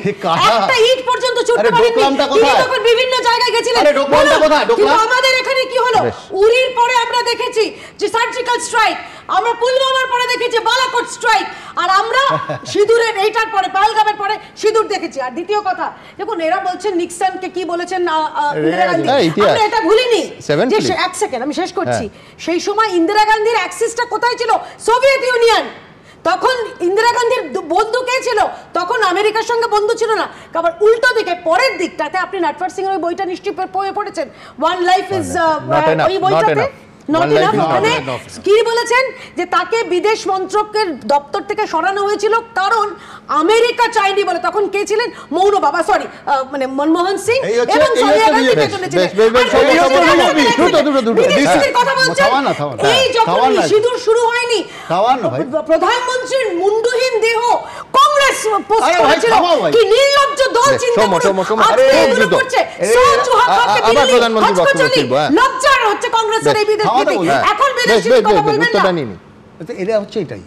দেখছেন তো এক্ষুনি বলছেন এই কথা হচ্ছে, আমরা তো বলিনি মাস্কুলার ফরেন পলিসি। মাতাশ্রীর নাম ভাই চুপ করো না ভাই, মাতাশ্রীর নাম নিলাম, আপনার গায়ে লাগছে, এটার উত্তর দিন না। নটফর সিং ভুল বলেছিলেন, এখনো উত্তেজনা আছে। সত্যপাল মালিককে যারা কথা বলছে, সত্যপাল মালিক আমাদের লোক না। আরে সত্যপাল মালিক আমাদের লোক না। আরে ব্যাপারটা হচ্ছে কি আপনাদের চিৎকার করে থামাতে হবে। I am going to more serious point. প্রধানমন্ত্রী আজকে ঠিক কি বললেন আমি বলছি, বারবার এই অনুষ্ঠানের মধ্যে তার বিভিন্ন অংশ, এখন এই মুহূর্তে আমি পরের অংশ দেখাবো তার বক্তব্যের। भारत के इन हमलों में 100 से अधिक खूंखार आतंकवादियों को मौत के घाट उतारा गया है। आतंक के बहुत सारे आका बीते 2.5-3 दशकों से खुलेआम पाकिस्तान में घूम रहे थे, जो भारत के खिलाफ साजिशें करते थे। उन्हें भारत ने एक झटके में खत्म कर दिया। साथियों, भारत की इस कार्रवाई से पाकिस्तान घोर निराशा में गिर गया था, हताशा में गिर गया था, बौखला गया था। और इसी बौखलाहट में उसने एक और दुस्साहस किया। आतंक पर भारत की कार्रवाई का साथ देने के बजाय पाकिस्तान ने भारत पर ही हमला करना शुरू कर दिया। पाकिस्तान ने हमारे स्कूलों, कॉलेजों को, गुरुद्वारों को, मंदिरों को, सामान्य नागरिकों के घरों को निशाना बनाया। पाकिस्तान ने हमारे सैन्य ठिकानों को निशाना बनाया। लेकिन इसमें भी पाकिस्तान खुद बेनकाब हो गया। दुनिया ने देखा कि कैसे पाकिस्तान के ड्रोन्स, पाकिस्तान की मिसाइलें भारत के सामने तिनके की तरह बिखर गई। भारत के सशक्त एयर डिफेंस सिस्टम ने उन्हें आसमान में ही नष्ट कर दिया। দেখুন, আজকে প্রধানমন্ত্রীর ভাষণেও খুব স্পষ্ট, আমরা গোড়ার দিন থেকে এই স্টুডিওতে যেটা বলছিলাম যে দুটো পর্যায় আছে ভারতের দিক থেকে এই আক্রমণে।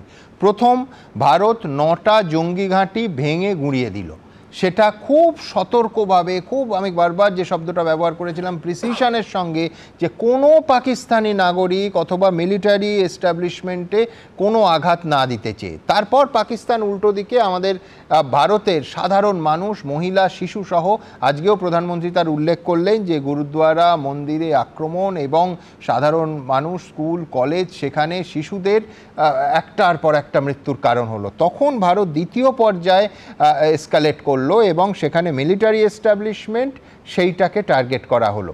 আমি ঠিক এই পর্যায়ে আমি আপনাদের পরের দেখাবো যে কিভাবে দুটো পর্যায়ে পাকিস্তানের কোথায় কোথায় আঘাত আমরা করলাম, এবং সবথেকে বড় কথা যে পাকিস্তানের তরফে যে কুখ্যাত, পৃথিবী কুখ্যাত জঙ্গিরা নিহত হলো, তাদের রাষ্ট্রীয় পতাকা, পাকিস্তানের পতাকায় মুড়ে তাদের বর্তমান সেনানায়করা কফিনে তাদের শরীর নিয়ে গিয়ে গার্ড অফ অনার দিয়ে অন্ত্যেষ্টিতে হাজির থাকলেন। আজকেও ভারতের প্রেস কনফারেন্সে তার স্পষ্ট ছবি এবং ফুটেজ দিয়ে উল্লেখ করা হয়েছে, দেখুন। লড়াই জঙ্গিদের বিরুদ্ধে, পাকিস্তানের সেনাবাহিনীর বিরুদ্ধে নয়। শুরু থেকেই এমনটাই বারবার বলে আসছে ভারতীয় সেনাবাহিনী। কিন্তু পাকিস্তান জঙ্গিদের সঙ্গ ছাড়তে পারে কি করে? আর তাই জঙ্গি ঘাঁটি ধ্বংস হওয়ায় পাক সেনার বুক কেঁদে উঠতেই তারা পাল্টা হামলা চালানোর চেষ্টা করে, আর তার ফলস্বরূপই তাদের একাধিক সেনা ঘাঁটিতে আঘাত এনেছে ভারত। স্পষ্ট ধ্বংসের ছবি। Indian forces managed to minimize the damage to both civilian and military infra in the country, in spite of the unrelenting efforts by the Pakistani forces. কিন্তু ভারতীয় সেনাবাহিনী যতই সংযত, নিয়ন্ত্রিত থাকার কথা বলুক না কেন, পাকিস্তান আছে পাকিস্তানেই। সংঘর্ষের মাঝে কখনো জঙ্গি ঢোকানোর চেষ্টা করছে তারা, আবার কখনো তাদের সেনাদের মধ্যেও এমনই অস্বাভাবিক আচরণ দেখা গেছে। सीजफायर अंडरस्टैंडिंग था, वो भी जा चुका है। उस सीजफायर अंडरस्टैंडिंग के जाते जो फायरिंग हो रही है लाइन ऑफ कंट्रोल में, उसमें घुसपैठ की कोशिश हो रही है। आमतौर पर ये घुसपैठ लाइन ऑफ कंट्रोल में टेररिस्ट करते हैं, लेकिन हमें इंफॉर्मेशन है कि हो सकता है ये पाकिस्तान आर्मी की टोलियां भी हों जो हमारे पोस्ट के ऊपर खामी पहुंचाने की कोशिश कर रही हैं। একের পর এক যুদ্ধে পেরে না উঠে ৮০ দশক থেকে যে পাক সেনাবাহিনী জঙ্গিদের পাঠিয়ে ভারতকে রক্তাক্ত করার চেষ্টা চালিয়ে যাচ্ছে, তাদের পক্ষে কিভাবে জৈশ-ই মোহাম্মদ কিংবা লস্করি তৈবার হাতছাড়া সম্ভব? আর তাই ভারতের হানায় জঙ্গি নিধনের পরও তারা সেই তাদের পাশেই দাঁড়িয়েছে। এই ছবিতে দেখা যাচ্ছে মুরিদ কেতে লস্করি তৈবার ক্যাম্পে চলছে জঙ্গিদের শেষকৃত্য, যেখানে একেবারে মধ্যমণি হয়ে দাঁড়িয়ে আমেরিকার ঘোষিত আন্তর্জাতিক সন্ত্রাসবাদী আব্দুল রউফ, আর ঠিক তার পেছনে শার্ট দিয়ে দাঁড়িয়ে পাকিস্তানের एक्स वर्कर एक आर्मी ऑफिसर। ऑपरेशन सिंदूर के दौरान दुनिया ने पाकिस्तान का वो घिनौना सच फिर देखा है, जब मारे गए आतंकियों को विदाई देने पाकिस्तानी सेना के बड़े बड़े अफसर उमड़ पड़े। स्टेट स्पॉन्सर्ड टेररिज्म का ये बहुत बड़ा सबूत है। মেজর, ব্রিগেডিয়ার থেকে শুরু করে লেফটেন্যান্ট জেনারেল পদমর্যাদার অফিসার জঙ্গির শেষকৃত্যে। এছাড়াও ছিলেন পাকিস্তানের পাঞ্জাব পুলিশের ইন্সপেক্টর জেনারেল উসমান আনোয়ার এবং পাকিস্তানের পাঞ্জাব প্রদেশের বিধায়ক মালিক শোহেব আহমেদও। পাকিস্তান একটা দেশ নয়, এটা একটা জঙ্গি সংগঠন। There's a conglomerate of Islamic terrorism. ওরা সবাই জঙ্গি, ওদের পপুলেশন জঙ্গি, ওদের ইউনিফর্ম পরা সৈনিকরা জঙ্গি, ওদের পলিটিক্যাল বসেসরা জঙ্গি। জঙ্গিরা আসতো আগে, কিন্তু এই বেশে সেনাবাহিনীর লোকও আসতো। জঙ্গিদেরকে সাথে করে নিয়ে হয়তো 20টা জঙ্গি আছে, তার মধ্যে 4-5 জন পাকিস্তান রেগুলারের লোক আছে, তো তারা ঢুকতো, কারণ তারা বেটার ট্রেন্ড দেন জঙ্গি, তারাই তো জঙ্গিকে ট্রেন করছে। তো এরা ঢুকতো এবং ওরা কোনো স্পেসিফিক কোনো মিশনের জন্য আসতো। এই অকাট্য তথ্য প্রমাণের পরও পাকিস্তান দাবি করছে লস্কর কমান্ডার রউফ নাকি সন্ত্রাসবাদী নয়। পাকিস্তানের দেওয়া আইডির সঙ্গে আমেরিকার আইডি মিলে যাচ্ছে, তাও কুখ্যাত লস্কর জঙ্গিকে ফ্যামিলি ম্যান বলে দাবি করে চলেছে পাক সেনা। আর কতদিন এভাবে জঙ্গিদের লুকোবে পাকিস্তান? ঐশী মুখোপাধ্যায় ও সত্যজিৎ বৈদ্যের রিপোর্ট, এবিপি আনন্দ। আমি একেবারে সরাসরি অর্ণব সাহার কাছে। সুমনদা, কেয়ারি প্রথমেই বললেন যে পাকিস্তানের টিভিতে নাকি সারাক্ষণ তৃণমূল আর ভারতবর্ষের যারা বিরোধী তাদের দেখানো হয়। পাকিস্তানের টেলিভিশন কেয়াদিরা বেশি দেখেন ভারতের টেলিভিশনের থেকে, বোঝাই যায়। এবং সেটা আমরা আগেও দেখেছি 2015 সালে আফগানিস্তান থেকে ফেরার পথে নরেন্দ্র মোদী বিনা নিমন্ত্রণে নওয়াজ শরীফের বাড়িতে চলে গিয়েছিলেন বিরিয়ানি খেতে। 2016 সালে পাঠানকোট হামলার পর আইএসআইয়ের একটা প্রতিনিধি দলকে ডেকে এনেছিলেন যৌথ তদন্ত করবেন, যৌথ আলোচনা করবেন বলে। আচ্ছা, উনি বললেন যে দেশপ্রেমের কথা বলছেন। কারা দেশপ্রেমের কথা বলছেন? যখন আমেরিকা থেকে হাতে পায়ে শেকল বেঁধে ওখান থেকে শ্রমিকদের, ভারতীয় শ্রমিকদের পাঠানো হয়, এরা একটা কথা বলেন না। দেশপ্রেম এদের জিনে নেই, এদের জিনে যেটা আছে সেটা হচ্ছে পাকিস্তান মানসিকতা আছে। এরাই হচ্ছে সেই দল যারা 1915 সাল থেকে আরম্ভ করে 1947 সাল পর্যন্ত স্বাধীনতা সংগ্রামে যাদের কোনো ভূমিকা নেই। এরাই হচ্ছে সেই দল যারা বারবার বলে হচ্ছে কোমর ভেঙে দিয়েছি। আপনি একটু মনে করে দেখুন সুমনদা, 2016-তে উরি, 2019-এ হচ্ছে পুলওয়ামা, আর 2025-এ হচ্ছে পেহেলগাঁও। এই প্রত্যেকটা ক্ষেত্রে অন্তত আমরা 3বারই কিন্তু এয়ার স্ট্রাইক করেছি। এর আগে স্ট্রাইক করেছি, এবার হয়তো খুব বড় আকারে এয়ার স্ট্রাইক করেছি। আচ্ছা, কোনো ক্ষেত্রে কি যে সন্ত্রাসবাদীরা যুক্ত ছিল একজনও ধরা পড়েছে? একজনও কিন্তু ধরা পড়েনি। আজকে এই যে ডিজিএমওদের মধ্যে বৈঠক হলো বা কথা হলো দুজনের মধ্যে, কিন্তু আমরা পাশাপাশি এটাও মানতে হবে 9টা জঙ্গি ঘাঁটি ইনক্লুডিং লস্কর-ই-তৈবা, জেশে মোহাম্মদের হেডকোয়ার্টার, এর আগে হয়নি। আমি বলছি যে এইবার যে এয়ার স্ট্রাইক হয়েছে সেই এয়ার স্ট্রাইকের সম্বন্ধে আমি আপনার সঙ্গে সেদিনকে ছিলাম, আমরা অত্যন্ত উৎফুল্ল হচ্ছিলাম যে এইরকম এয়ার স্ট্রাইক করতে পারছে আমাদের ভারতীয় সেনা। কিন্তু একই সঙ্গে তো এটাও সত্যি কথা যে 4 জন অ্যাটাক করে মেরে চলে গেল, তারা কি পাকিস্তানে যদি চলে যায় প্রত্যর্পণের শর্তটা কেন থাকলো না? তাদের প্রত্যর্পণ করা হোক। আমরা তো এর আগেও দেখতে পেয়েছি 14টা বাড়ি গুড়িয়ে দেওয়া হয়েছে জঙ্গিদের কাশ্মীরে। সেই 14 জন সেখানে নেই, তাহলে তারা কোথায় পালিয়ে গেছে? তারা কি এখন পিওকেতে আছে? যদি তারা সেখানে থাকে তাদেরকে প্রত্যর্পণ করা হোক। আমরা যদি সেই লোকগুলোকে স্পট না করি এবং তাদেরকে যদি দৃষ্টান্তমূলকভাবে আমাদের নিজেদের কাজকৃতিতে নিয়ে তাদের যদি দৃষ্টান্তমূলক শাস্তি না দিই, তাহলে এই ঘটনা আবার যে ঘটবে না তার গ্যারান্টি কোথায়? আমরা বারবার দেখতে পেয়েছি যে আমাদের স্বরাষ্ট্রমন্ত্রকের তরফ থেকে স্বরাষ্ট্রমন্ত্রী এবার বলেছেন যে আমরা কোমর তর দিয়া, তো কোমর যদি বারবার আমরা ভেঙে দিই তাহলে কি করে এই ধরনের ঘটনা ঘটছে? আমরা তো সাধারণ মানুষ হিসেবে কাশ্মীরে যখন আরেকবার যাব, বেড়াতে যাব, তখন কি আমরা ভয় পাবো না? ভয় তো পাবো। সুতরাং সাধারণ মানুষের সেই নিরাপত্তা বা সাধারণ মানুষের সেই যে আতঙ্ক, সেই আতঙ্কটা দূরীভূত করার জন্য সবচেয়ে ভালো জায়গায় যেটা ছিল সেটা হচ্ছে সেদিনকে আমরা যেটা দেখেছিলাম এয়ার স্ট্রাইক। সেই এয়ার স্ট্রাইক যদি আরও এগিয়ে নিয়ে যাওয়া যেত, সেটা নিশ্চয়ই স্ট্র্যাটেজিক্যাল কোনো কারণে হয়তো সেটা আটকে যেতে পারে। কিন্তু আমি একই সঙ্গে এটাও মনে করে দিচ্ছি, যেটা আমি একটু আগে আপনাকে বললাম সুমনদা, সেটা তার আগে একটু মনে করে তুমি কি চাইছো যে এয়ার স্ট্রাইকটা মানে চলতেই থাকতো? মানে সোজা কথা হচ্ছে যুদ্ধবিরতি তুমি সাপোর্ট করছো না? আমি যুদ্ধবিরতি সাপোর্ট করছি, আসছি, কিন্তু তার আগে আমি একটা কথা বলছি, সেটা হচ্ছে সেই দিনকে প্রাক্তন সেনা কর্তারা আমাদের এখানে উপস্থিত ছিলেন এবং আপনার সামনে তারা একাধিকবার এই কথা বলেছেন। আপনি সেদিনকে ছিলেন, নিশ্চিত আপনার মনে আছে যে 4 থেকে 5 দিনের বেশি পাকিস্তান এই আক্রমণ সহ্য করতে পারবে না। আমরা যদি এই স্ট্রাইকটা আরেকটু এগিয়ে নিয়ে যাই তাহলে ওরা সত্যি সত্যি এমন একটা অবস্থায় পড়বে যাতে ভবিষ্যতে চোখ তুলে তাকাতে পারবে না ভারতের দিকে, সেই জায়গায় তারা পৌঁছে যাবে।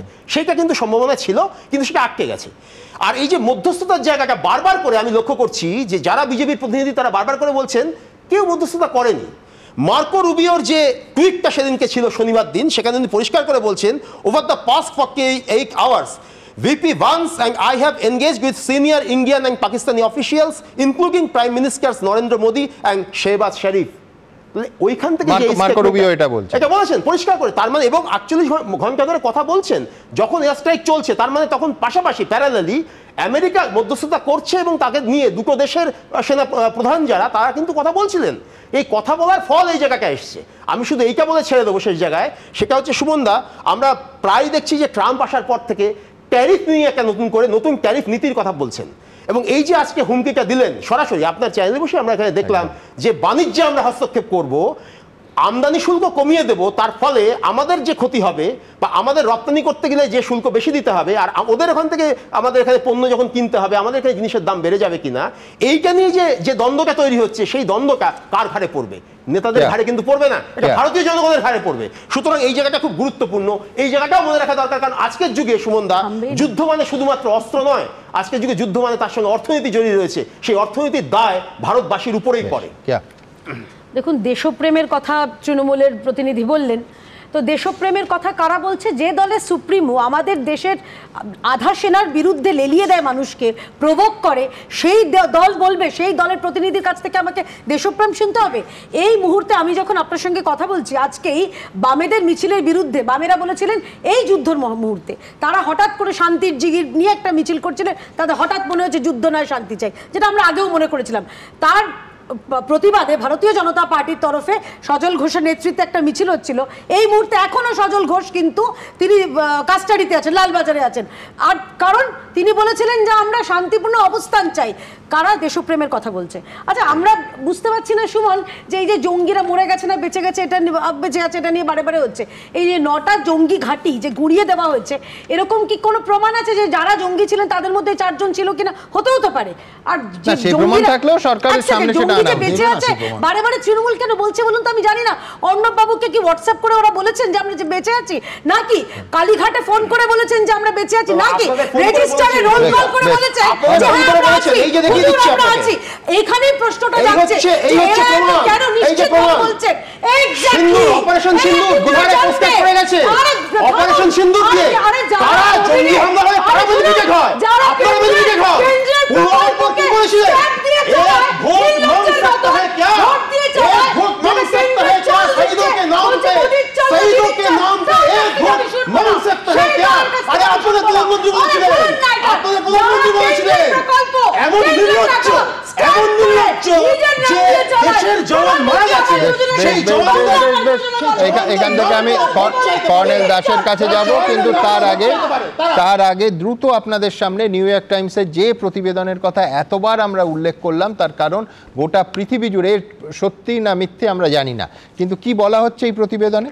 এই প্রতিবেদনে বলা হচ্ছে শুক্রবার রাতে ভারত যখন ইসলামাবাদ লাগোয়া পাকিস্তানের নূর খান এয়ারবেসকে টার্গেট করে, তখন আমেরিকা উদ্বিগ্ন হয়ে পড়ে এবং ভাইস প্রেসিডেন্ট ভান্স তিনি নরেন্দ্র মোদীর সঙ্গে কথা বলেন, বিকল্প ভেবে দেখতে বলেন। এই প্রতিবেদন অনুযায়ী নরেন্দ্র মোদী সব শোনেন কিন্তু কোনো প্রতিশ্রুতি দেননি। তারপর নিউ ইয়র্ক টাইমসের এই প্রতিবেদনে দাবি করা হয়েছে যে শুক্রবার সন্ধে থেকে শনিবার অবধি লাগাতার কথোপকথনে শেষ পর্যন্ত এই সংঘর্ষ বিরোধীর ভিতটা তৈরি হয়। ঠিক কী বলা হয়েছে এই নিউ ইয়র্ক টাইমসের বিশেষ রিপোর্টে দেখাবো। ভারত পাকিস্তানের মধ্যে সংঘর্ষ বিরতি হয়েছে, কিন্তু ডোনাল্ড ট্রাম্প কি করে তা ঘোষণা করলেন তা নিয়েই এখন জোর বিতর্ক। প্রশ্ন উঠছে, আমেরিকা কি করে এটা করতে পারে? নিউ ইয়র্ক টাইমসের প্রতিবেদন অনুযায়ী শুক্রবার যে ঘটনা ঘটে তাতেই আমেরিকা উদ্বিগ্ন হয়ে পড়ে। সেই রাতে ইসলামাবাদ লাগোয়া পাকিস্তানের নূর খান এয়ারবেস টার্গেট করে ভারত। আমেরিকা উদ্বিগ্ন ছিল কারণ সংঘাতের আঁচ কমানোর বার্তা কোনো পক্ষের কানে পৌঁছচ্ছিল না। এরপরই ট্রাম্প প্রশাসন সিদ্ধান্ত নেয় ভাইস প্রেসিডেন্ট জেডি ভান্স সরাসরি নরেন্দ্র মোদীকে ফোন করবেন এবং বলবেন এই সংঘর্ষ নাটকীয় মোড় নিয়ে পুরোদস্তুর যুদ্ধ অবধি গড়াতে পারে। নিউ ইয়র্ক টাইমসের প্রতিবেদনে দাবি, জেডি ভান্স নরেন্দ্র মোদীকে স্ট্রাইকের বিকল্প ভেবে দেখতে বলেন, কিন্তু নরেন্দ্র মোদী সব শুনলেও কোনো প্রতিশ্রুতি দেননি। অন্যদিকে আমেরিকার বিদেশ সচিব মার্কো রুবিও পাকিস্তানের সেনাপ্রধান আসিম মুনিরের সঙ্গে কথা বলেন। নিউ ইয়র্ক টাইমসের প্রতিবেদনে দাবি করা হয়েছে শুক্রবার সন্ধ্যে থেকে শনিবার অবধি লাগাতার কথোপকথনেই শেষ অবধি সংঘর্ষ বিরতির ভিত তৈরি হয়, কিন্তু সার্বভৌম রাষ্ট্র ভারত সংঘর্ষ বিরতির সিদ্ধান্ত নিল, সে কথা আমেরিকার প্রেসিডেন্ট ডোনাল্ড ট্রাম্প ঘোষণা করবেন কেন? সেই প্রশ্ন থেকেই যাচ্ছে। এবিপি আনন্দ। আমি কর্নেল দাসের কাছে কয়েকটা অংশ নিয়ে আসবো। এক হচ্ছে 7 তারিখ রাতের হানা। প্রথম এই বিষয়ে কোনো ফিগার দিয়েছিলেন না, ক্যামেরার সামনে নয়, যে সর্বদলীয় বৈঠক ডাকা হয়েছিল, তাতে দেশের প্রতিরক্ষা মন্ত্রী তিনি সমস্ত দলের প্রতিনিধিকে রাজনাথ সিং বলেন যে 100রও বেশি জঙ্গি নিহত হয়েছে। এই তারপর আজকে প্রধানমন্ত্রী অবধি এই আজ একেবারে স্পষ্ট বক্তৃতায় বললেন 100রও বেশি জঙ্গিকে ভারত নিকেশ করতে পেরেছে ওই 9টা জঙ্গি ঘাঁটিতে আক্রমণ চালিয়ে। এর ভেতরে আমরা প্রত্যেকেই এতক্ষণে জেনে গেছি যে 3 জন জঙ্গি IC-814 এবং পুলওয়ামার সঙ্গে যুক্ত ছিল। আজকে সেনার তরফে সাংবাদিক সম্মেলন করে অর্থহীন ভাষায় বলা হয়েছে তারপর যখন স্কেল আপ হয় এই সংঘর্ষের 35 থেকে 40 জন পাক সেনা ও জওয়ান ভারতীয় সেনার আক্রমণে নিহত হয়েছেন। আমরা প্রথম দিনই জেনে গেছি যে লস্করে তৈবা এবং জৈশে মোহাম্মদের সদর দপ্তর ধ্বংস হয়েছে। সাফল্যের নিরিখে এবং আজকের প্রধানমন্ত্রীর বক্তব্যের নিরিখে কর্নেল পৃথ্বীরঞ্জন দাসের কাছে আসব। যেই কথা সেনাবাহিনীর পক্ষ থেকে এই সংখ্যাটা দিয়েছে তার ক্রেডিবিলিটি নিশ্চয়ই আছে, কারণ তারা কখনো বিনা তথ্যের ভিত্তিতে কোনো কথা বলবে না। এবং ওদের যে পাকিস্তানের যে উড়োজাহাজ ভেঙে পড়েছে সেটা ব্যাপারে আপনারা শুনেছেন, এয়ার মার্শাল বলেছে সেগুলি পাকিস্তানের মাটিতে আছে বলে আমার কাছে সংখ্যাটা আছে। আমি সমস্ত টেকনিক্যাল রিপোর্টগুলি পাওয়ার পরে ঠিক সময়ে সংখ্যাটা জানাবো। কারণ বালাকোটে একটা অ্যাকশনের পরে বিমান বাহিনীকে নানান রকম প্রশ্ন করা হয়েছিল। আজকে স্পষ্ট বলা হয়েছে যে আমাদের প্রত্যেক পাইলট একেবারে সুস্থ এবং সশরীরে দেশে আছে। আমি আমার বক্তব্য শুরু করার আগে আমাদের যে কয়েকজন সেনাবাহিনীর সদস্য বা কেন্দ্রীয় পুলিশ ফোর্সের, বিএসএফের বা অন্যান্য যারা প্রাণ দিয়েছেন তাদের প্রতি শ্রদ্ধা জানিয়ে আমাদের সেনাবাহিনীর যারা পরোক্ষ এবং প্রত্যক্ষভাবে এই ব্যাপারে জড়িত, এই অপারেশনে ছিলেন, তাদের অভিনন্দন জানিয়ে শুরু করছি। আমি যে প্রশ্নগুলি উঠে আসছে যে এই যে বাইরের দেশে কিভাবে প্রভাব ফেলেছে আমাদের এই সিজফায়ারটাকে লাগু করার জন্য। প্রথম কথা, এখনো সিন্দুর চালু আছে। দ্বিতীয় হচ্ছে ভারতের ঘোষিত নীতি, যদি একটাও militant action across the border আসে, it will be act of war আর immediate action of retaliation will be carried out. এইটাতে আমাদের ঘাবড়াবার কিছু নেই, আমরা প্রস্তুত, আমাদের এসওপি তৈরি হয়ে গেছে।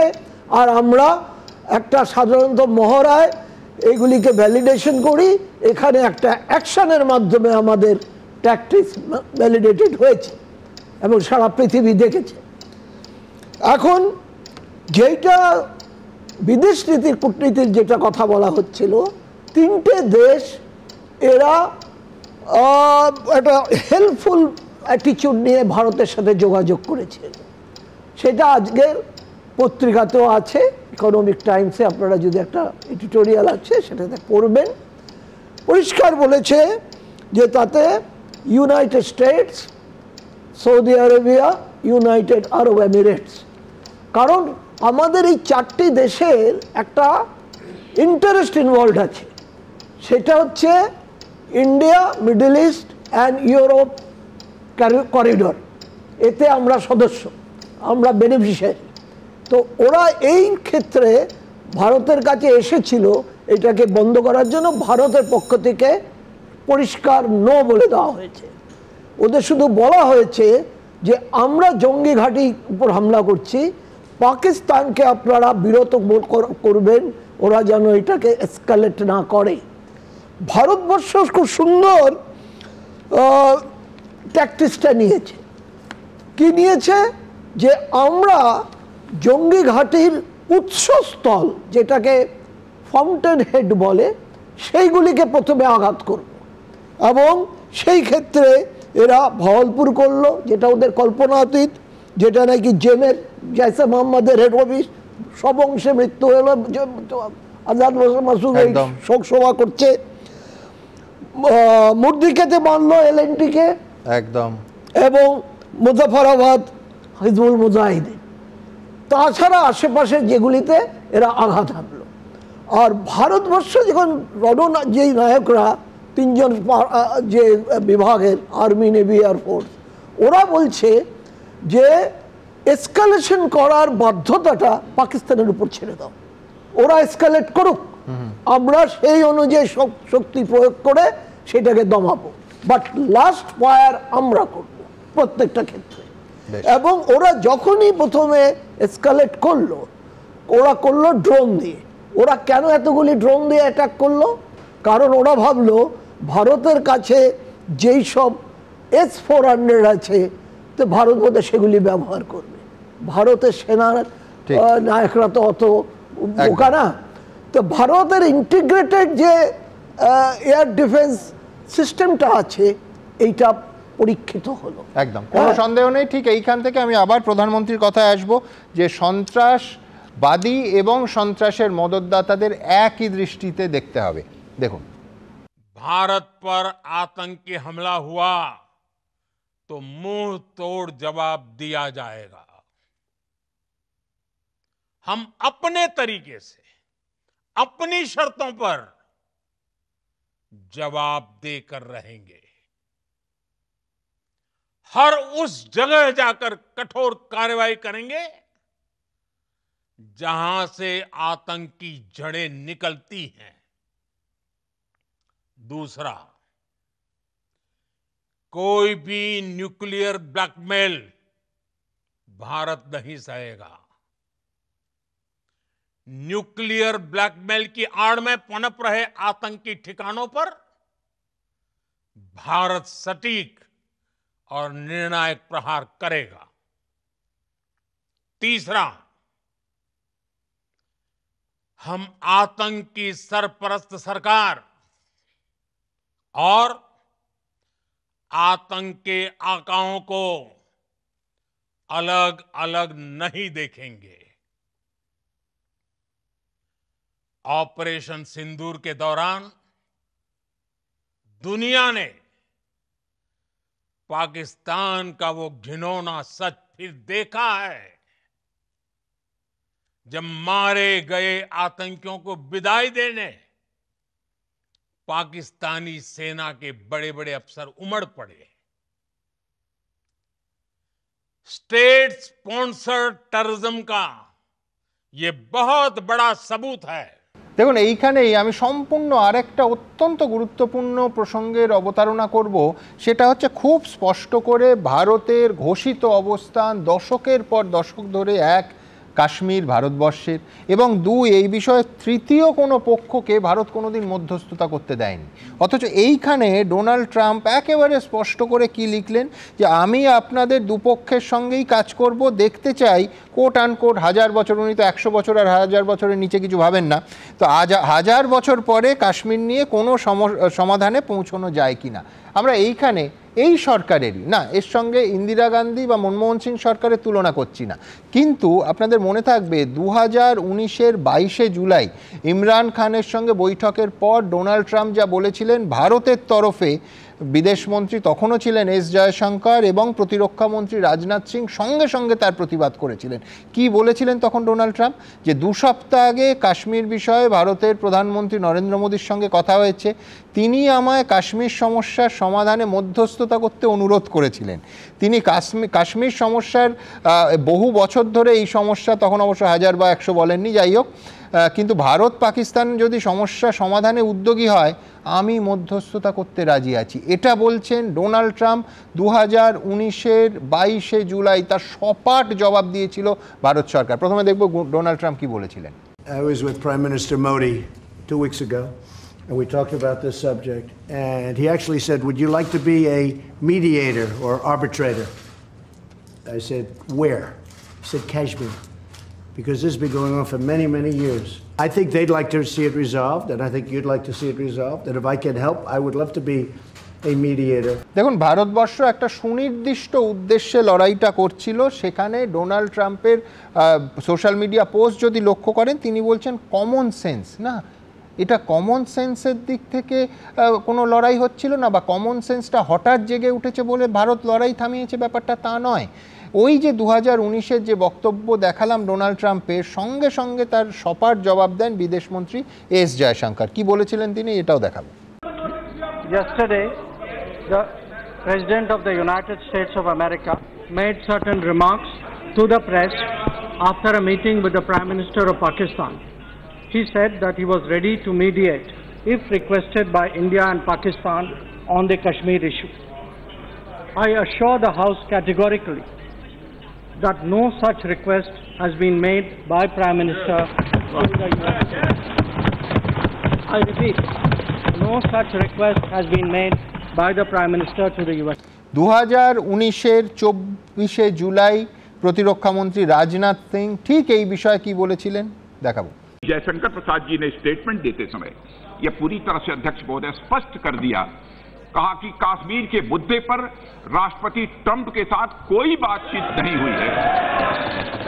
मैं समझता हूं कि इससे ऑथेंटिक स्टेटमेंट और किसी दूसरे का नहीं हो सकता, क्योंकि जिस समय मोदी जी और मिस्टर ट्रंप के बीच बातचीत हो रही थी तो स्वयं हमारे विदेश मंत्री श्री जयशंकर प्रसाद जी उसमें मौजूद थे। পাশাপাশি এটাও বলবো যে আজকে দেশের প্রধানমন্ত্রী স্পষ্ট ভাষায় বলেছেন যে টেরর আর টক একসঙ্গে হতে পারে না, একদিকে সন্ত্রাসবাদ আর একদিকে কথা একসঙ্গে চলতে পারে না। টেরর আর ট্রেড, একদিকে সন্ত্রাসবাদ আর একদিকে বাণিজ্য, এটাও একসঙ্গে চলতে পারে না। পাশাপাশি বলেছেন যে একেবারে ঘোষিত নীতি ভারতবর্ষে যে পাকিস্তানকে ভারতের সঙ্গে কথা বলতে গেলে সেটা সন্ত্রাসবাদ নিয়েই বলতে হবে, সেটা পিওকে অর্থাৎ পাক অধিকৃত কাশ্মীর নিয়েই বলতে হবে। আমি ঠিক এই বক্তব্যে একেবারে ডোনাল্ড ট্রাম্পে হয়তো ভুলে গেছেন যে টুইন টাওয়ারের পর, ধ্বংসের পর যখন আমেরিকা ইরাকে আঘাত করেছিল, একটার পর একটা জঙ্গি ঘাঁটি যখন ধ্বংসের একেবারে বারবার ঘোষিত অথবা অঘোষিত হয়ে আক্রমণ হতো, তখন কমন সেন্স শব্দটা তাদের মনে ছিল না? নাকি খুব স্বাভাবিকভাবেই যে কোনো সুস্থ বুদ্ধির মানুষ বলবেন যে জঙ্গি বা সন্ত্রাসবাদের বিরুদ্ধে যখন আক্রমণ হয় তখন কমন সেন্স ফ্যাক্টর হয় না, ফ্যাক্টর হয় নীতির লড়াই। কি বলছেন বিশ্বনাথ চক্রবর্তী? এইবার দেখব। সুমনদা, যখন আমাদের সেনা মানে সংঘর্ষে লিপ্ত ছিল পাকিস্তানের সাথে, আমি আপনার স্টুডিওতে বলেছি যে এই মুহূর্তে কোনো আলোচনা সমালোচনা করতে চাই না, আমরা সেনার সাথে, আমরা ভারত মাতার সাথে। কিন্তু আজকে যখন সংঘর্ষ বিরতি মানে সাময়িকভাবে বিরতি আছে, আমি কিন্তু এবার প্রশ্ন তুলতে চাই বেশ কিছু। একটা হলো যে এই মানে পুরো বিষয়টা হঠাৎ করে, মানে যেভাবে আমরা অভিষ্ট লক্ষ্য নিয়ে এগোচ্ছিলাম, হঠাৎ করে আমরা সংঘর্ষ বিরতির যে ঘোষণা শুনলাম ট্রাম্পের মুখে, এবং মানে টাইম লাইন যদি দেখি, তারপরে কিন্তু দীর্ঘ সময় বা আজকে পর্যন্ত আমাদের সরকারের তরফ থেকে সরাসরি ট্রাম্পের বিরোধিতা করা হয়নি, পরিষ্কার করে বলা হয়নি, কেউ বলতে পারেনি, প্রধানমন্ত্রী পর্যন্ত বলতে পারেনি যে না ট্রাম্প বা অন্য কারো কথায় নয়, পাকিস্তান আমাদেরকে অনুরোধ করেছে সেই কারণেই। কেন ট্রাম্প বারবার দাবি করছে, কেন ট্রাম্পের মানে বিদেশমন্ত্রী দাবি করছে, বিদেশ সচিব দাবি করছে এবং বারবার দাবি করছে, তারপরেও আমরা নীরব কেন, নরেন্দ্র মোদী নীরব কেন? এটা প্রশ্ন এক। দ্বিতীয় যেটা প্রশ্ন, যে মানে এই প্রথম বলা যায় যে পাকিস্তান এবং ভারতকে এক চোখ দিয়ে দেখছে ট্রাম্প এবং আমেরিকার প্রশাসন। আমার প্রশ্নটা হচ্ছে যে রাষ্ট্র সন্ত্রাসবাদকে মদত দিচ্ছে, সেই রাষ্ট্রের সাথে ভারতকে এক করে ট্রাম্প দেখান কোন সাহসে? কেন আমরা তার বিরোধিতা করছি না? এটা তো পলিসিগত বিরোধিতা, যে একটা রাষ্ট্র যারা সরাসরি সন্ত্রাসবাদী কার্যকলাপের সাথে যুক্ত, যারা সারা পৃথিবীতে সন্ত্রাস ছড়াচ্ছে, মানে নরেন্দ্র মোদীর ভাষায় সন্ত্রাসের ইউনিভার্সিটি যেই দেশ, সেই দেশের সাথে আমাদের ভারতকে এক আসনে বসাচ্ছে, তারপরেও আমরা ঘন্টার পর ঘন্টা চুপ করে আছি। প্রধানমন্ত্রী সরাসরি কেন আমেরিকার বিরুদ্ধে কথা বলতে পারছেন না? কেন জয়শঙ্কর সরাসরি আমেরিকার বিরুদ্ধে কথা বলতে পারছেন না? নাকি প্রধানমন্ত্রী যেটা বললেন, আমাদের সেনাবাহিনীর উপর পূর্ণ আস্থা আছে এবং সেনাবাহিনী যে ধরনের অপারেশন করেছে প্রত্যেকটা সত্য বলে আমি বিশ্বাস করি। কারণ আমি বিশ্বাস করি যে আমরা ওন করতে পারি আমেরিকা ডিজোন করে, তার নিজের সেনা মৃত্যু হলেও পর্যন্ত ডিজোন করে। কিন্তু একই সাথে যে প্রশ্নটা আসছে, যদি আমি মানে টাইম লাইন দেখি, তাহলে দেখব যে আমাদের সেনাবাহিনী যখন চূড়ান্ত অপারেশনের মধ্যে আছে, যখন লং টার্ম স্ট্র্যাটেজি, আমাদের শর্ট টার্ম স্ট্র্যাটেজি ডেফিনেটলি আমরা পুরো করেছি, আমাদের 9টা জঙ্গি ঘাঁটিকে আক্রমণ করে, তাদেরকে ধূলিসাৎ করে, মিলিটারি এস্টাবলিশমেন্টকে কিছুটা আঘাত করে। কিন্তু একই সাথে প্রশ্নটা হচ্ছে, আমাদের লং টার্ম স্ট্র্যাটেজি পিওকে দখল করা ছিল, আমাদের লং টার্ম স্ট্র্যাটেজি ছিল পাকিস্তানকে বিশ্বের মানচিত্র থেকে উড়িয়ে দেওয়া। আমরা বালুচিস্তানের প্রশ্নটা সামনে রেখেছিলাম, আমরা খাইবার প্রশ্নের ইস্যুটাকে সামনে রেখেছিলাম। আমরা হঠাৎ করে কি ঘটলো যে আমরা যুদ্ধবিরতিতে চলে আসলাম, কার চাপে চলে আসলাম? এই প্রশ্নটা আসবে কেন? আমাদের সেনাবাহিনী যখন অ্যাডভান্স অবস্থায় আছে, তখন আমরা কিসের জন্য, কোন স্বার্থে আমরা মানে এই যুদ্ধের থেকে সরে আসলাম, এই সংঘর্ষ থেকে সরে আসলাম? ট্রাম্প কি সত্যি যেটা দাবি করছে যে মানে না হলে আমাদের উপর ইকোনমিক স্যাংশন করবে, বাণিজ্য বন্ধ করে দিবে, সেই কারণেই কি আমরা সরে আসলাম? এবং বিষয়টা লক্ষ্য করুন, আজকে প্রধানমন্ত্রী একেবারে স্পষ্ট বলেছেন যে পাকিস্তানের দিক থেকে ফোন এসেছিল, নিউ ইয়র্ক টাইমসের রিপোর্টও তাই বলছে। তাহলে তো আমরা অত্যন্ত অ্যাডভান্স মানে অ্যাডভান্টেজিয়াস পজিশনে ছিলাম, তার মানে কি আমরা কেন পিছু হটলাম? এই প্রশ্নটা একদম সুমন, একটা বেসিক প্রশ্ন, যে আমরা যখন চূড়ান্ত আঘাত হানছিলাম, আমাদের দীর্ঘমেয়াদী লক্ষ্য কি ছিল? পাকিস্তান অকুপাইড টেরিটরি, অর্থাৎ পাকিস্তান যে অংশটা কাশ্মীরে দখল করে আছে সেটাকে আমাদের ফেরত পাওয়া, এবং একই সাথে পাকিস্তানের ডিস্টেবিলিটিকে অ্যাসিওর করা, অর্থাৎ বালুচিস্তান এবং খাইবার পাখতুনকে বিচ্ছেদ করে দেওয়া। বাংলাদেশ যেমন স্বাধীন হয়েছিল সেইভাবে, সেই লং টার্ম স্ট্র্যাটেজি নিয়েই তো আমাদেরকে মানে আমরা এগিয়েছিলাম, আমাদেরকে সেইভাবেই বলা হচ্ছিল। হঠাৎ কি ঘটলো, এই প্রশ্নটা একই আসবে। এবং একই সাথে আপনাকে বলতে পারি যে জিও স্ট্র্যাটেজি কি বিরাট চেঞ্জ হয়ে গেল। তার কারণটা হলো যে যেভাবে ট্রাম্প আজকে ভারত এবং পাকিস্তানকে এক চোখ দিয়ে দেখছে এবং উল্টো দিকে বসাচ্ছে এবং শুধু এক আসনে বসাচ্ছে তা না, ভারতকে হুমকি দিচ্ছে না হলে মানে ব্যবসা বন্ধ করে দেওয়ার, ট্যারিফ চাপিয়ে দেওয়ার। তাহলে প্রশ্ন হচ্ছে যে পাকিস্তান মানে আমেরিকা কি তার পুরনো বন্ধু পাকিস্তানকে ফিরে নিচ্ছে? এবং একই সাথে আপনাকে বলতে চাই আমেরিকার দুটো স্বার্থ থাকতে পারে সুমনদা। একটা হলো চীনের সাথে কাউন্টার স্ট্র্যাটেজি হিসাবে পাকিস্তানকে ব্যবহার করা অনেক সহজ হবে। দুই হলো পাকিস্তান লাগোয়া পাকিস্তানের বন্ধু রাষ্ট্র ইরানকে সবক শেখানোর জন্য পাকিস্তানকে ব্যবহার করতে পারে। সেই কারণেই কি আজকে প্রধানমন্ত্রী 9/11-এর কথা বলে আমেরিকাকে মনে করিয়ে দিলেন সেই সন্ত্রাসবাদের কথা, যার মূল চক্রীকে ওই পাকিস্তানের মাটিতেই আমেরিকা খুঁজে পেয়েছিল। কেয়া, দেখুন, বিশিষ্ট বিদেশ নীতিবিদ বিশ্বনাথ দার বক্তব্য আমি শুনলাম। আমার খালি একটা বক্তব্য আছে যে বিশ্বনাথ দা যে স্পিচ রেডি করে দিয়েছিলেন নরেন্দ্র মোদীর জন্য, সেটা উনি বলেননি, খুব অন্যায় কাজ করেছেন। নরেন্দ্র মোদী যে স্পষ্ট বলে দিলেন যে ভারত এবং পাকিস্তানের মধ্যে আমরা কোনো থার্ড পার্টি এন্টারটেইন করব না, এটাতেই তো সব কিছু বলে দিয়েছেন। আলাদা করে কেন ট্রাম্প বলেননি, আলাদা করে এটা বলেননি কেন? এই কথাটা বলার আগে ওনার জিজ্ঞাসা করা উচিত ছিল, যখন এই নরেন্দ্র মোদী সরকারই কিন্তু 26/11-র মূল চক্রী যে তাহাবুর রানাকে ফেরত আনিয়ে এনেছে বাংলায়, এই ভারতে, এই নরেন্দ্র মোদী কিন্তু প্রতিটা সন্ত্রাসের জবাব দিয়েছে। বরঞ্চ কিন্তু আমি তো দেখালাম যে 2019-এ যখন জয়শঙ্করই উত্তর দিয়েছিলেন, তো এবারে তো উত্তর পেলাম না। ট্রাম্পের কথা জবাব দরকার ছিল তো। না দেওয়াটা একটু এতে সবথেকে অপমানজনক নয়, বার্তা না দেওয়াটা অপমানজনক নয়। আর বিশ্বনাথ বাবু দেখুন বিশ্লেষণ আমি খুব সম্মান করি। কমন আপনারটা দেখেছি দিল্লি বিধানসভা ভোটে আপনার বিশ্লেষণ আমি দেখেছি না এটা বলুন না। এটা সম্পূর্ণ আমি বলছি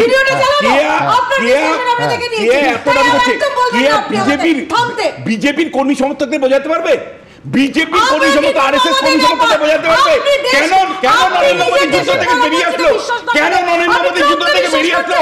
তুমি তোমার দলকে বোঝাতে পারবে, তোমার দলকে বোঝাতে পারবে, তোমার বিজেপির কর্মী সমর্থকদের বোঝাতে পারবে, পারবে তো বিজেপি?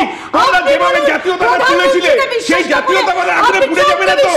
জাতীয়তাবাদের ভাবনার আগুনে পুড়ে যাবে না তো? তোমরা যেভাবে মানুষকে জীবিত তুলেছিলে সেই জীবিত পুড়ে যাবে না তো? শান্তি শান্তি শান্তি শান্তি আমি এখানে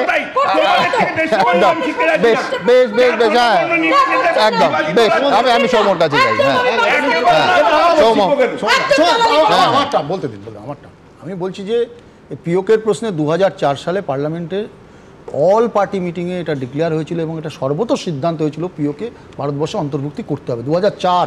আমি বলছি যে মিডিয়েশন করার দায়িত্ব ওনাকে কে দিয়েছে? এই যে সন্ত্রাসবাদের আঁকা প্রধানমন্ত্রী বলছেন, ঠিকই তো বলেছেন, সন্ত্রাসবাদের আঁকা তো আমেরিকা। লাদেনকে কে তৈরি করেছিল? Senior Bush. আজকে পাকিস্তানের সব থেকে বেশি টেরর ফান্ডিং কে করে? আমেরিকা। আপনি টেরর ফান্ডিং করেন আমেরিকা। আগে স্কাই নিউজে বসে পাকিস্তানের প্রতিরক্ষা মন্ত্রী বলেছেন ইউকে এবং ইউএস এর নাম করেছেন সন্ত্রাসবাদের মদদ দেওয়ার জন্য, ঠিক আছে। কিন্তু আমি বলছি এখান থেকে আমি বলছি খুব উত্তেজনা সৃষ্টি হয়েছে, সেটাকে একটু প্রশমিত করতে আসুন। ডোনাল্ড ট্রাম্প এর আগে আমি বলছিলাম না বারবার উনি 100 আর 1000-এর মধ্যে মানে হয় গুলিয়ে ফেলেন নয় বেরোতে পারেন না। কয়েকশো বছরের পুরনো সমস্যা বলছেন বাংলাদেশের সঙ্গে ভারতের সমস্যাকে, যে রাষ্ট্রটা তৈরি হলো সৃষ্টি হলো ইন্দিরা গান্ধীর হাত ধরে 1971 সালে। আমি ঠিক এইখানে ডোনাল্ড ট্রাম্পকে একটু 100 আর এমনি শূন্য নিয়ে গোলমাল আমারও মাঝে মাঝে হয়ে যায়, কিন্তু উনি তো মার্কিন প্রেসিডেন্ট। আমি দ্রুত একবার দেখবো বাংলাদেশ নিয়ে ঠিক কী বলেছেন Donald Trump. And Mr. President, what you would like to say about the Bangladesh issue, because we saw and it is evident that how the deep state of United States was involved to regime change during the Biden administration, and then Muhammad Yunus made Junior Soros also. So what is your point of view about the Bangladesh? Well, there was no role for our deep state. It was, this is something that the Prime Minister has been working on for a long time and has been worked on for hundreds of years, frankly. I've been reading about it. But I will leave Bangladesh to the Prime Minister. আর কাশ্মীর সমস্যার Trump সাহেব যে হিসেব দিয়েছেন সেটা হিসেব করে দেখবেন, যদি খুব ভুল না বলি গুপ্ত যুগ থেকে উনি হিসেবটা ধরছেন। আমি বলছি যে নিঃসন্দেহে ওনার যারা ব্রিফিং করে আরেকটু যত্নশীল হলে ভালো হয়, কিংবা ট্রাম্প সাহেব হঠাৎ হয়তো রাতে প্রবল ক্লান্তিতে জীবনানন্দ দাশ পড়ছেন যে 1000 বছর ধরে পৃথিবীর পথে হাঁটতে হাঁটতে উনি সবটা হাজার করে ফেলছেন, আর সীমান্তের ওপারে যে হাজার হাজার ডক্টর হাজরারা আছে তাদের কথা ভুলে যাচ্ছেন। আমি ট্রাম্প সাহেবের পরের যে বক্তব্যটা আপনাদের সামনে রাখবো সেটা গত মাসে মানে 26শে এপ্রিল ঠিক কী বলেছিলেন ডোনাল্ড ট্রাম্প, মানে কতটা সিরিয়াস মার্কিন প্রেসিডেন্ট আমাদের কাশ্মীর নিয়ে বা ভারত পাকিস্তান সমস্যা নিয়ে যে মোটামুটি সমস্যাটাকে তিনি হাজার বছর ধরে পার করিয়ে দিচ্ছেন। দেখুন,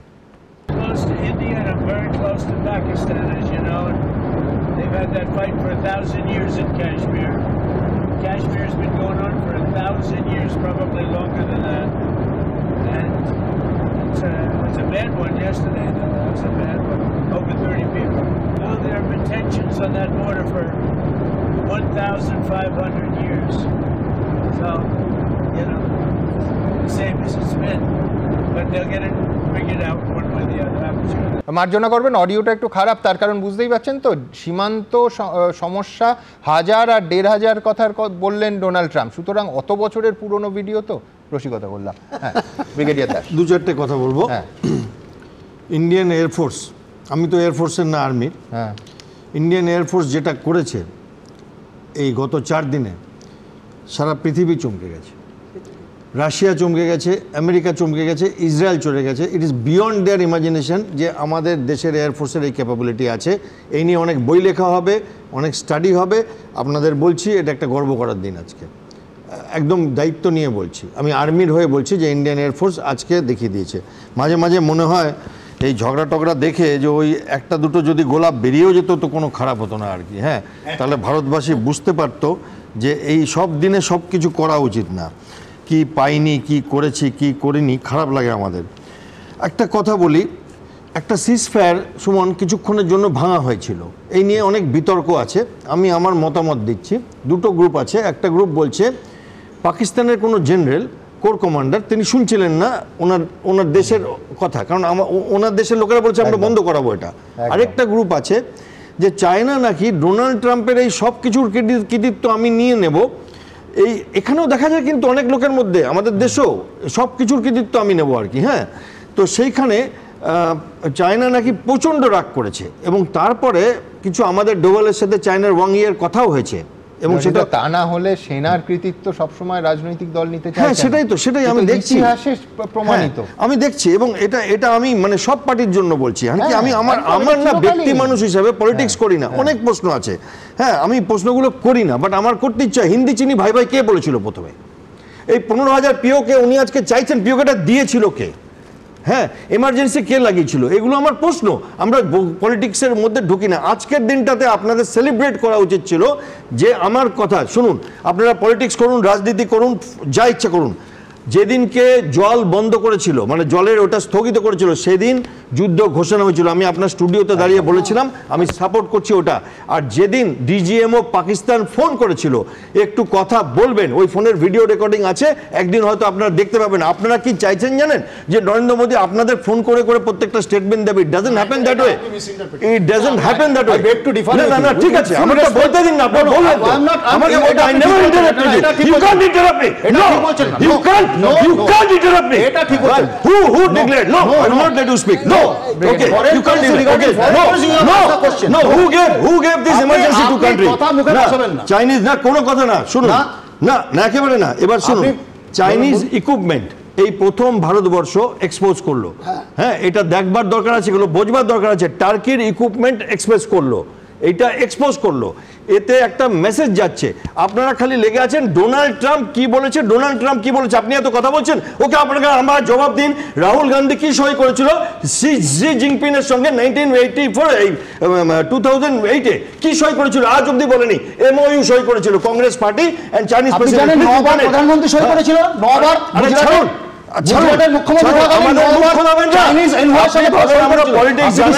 পলিটিক্স জানি আমরা, রাহুল গান্ধী সই করেছিল, রাহুল গান্ধী সই করেছিল, রাহুল গান্ধী সই করেছিল, সবাই গুগল করুন, এবিপি দেখুন। 2008-এ আপনি প্রেসিডেন্টের সাথে এমওইউ সই করেছিল। আমরা জানতে চাই, চিনি ভাই ভাইকে বলেছিল, আমরা জানতে চাই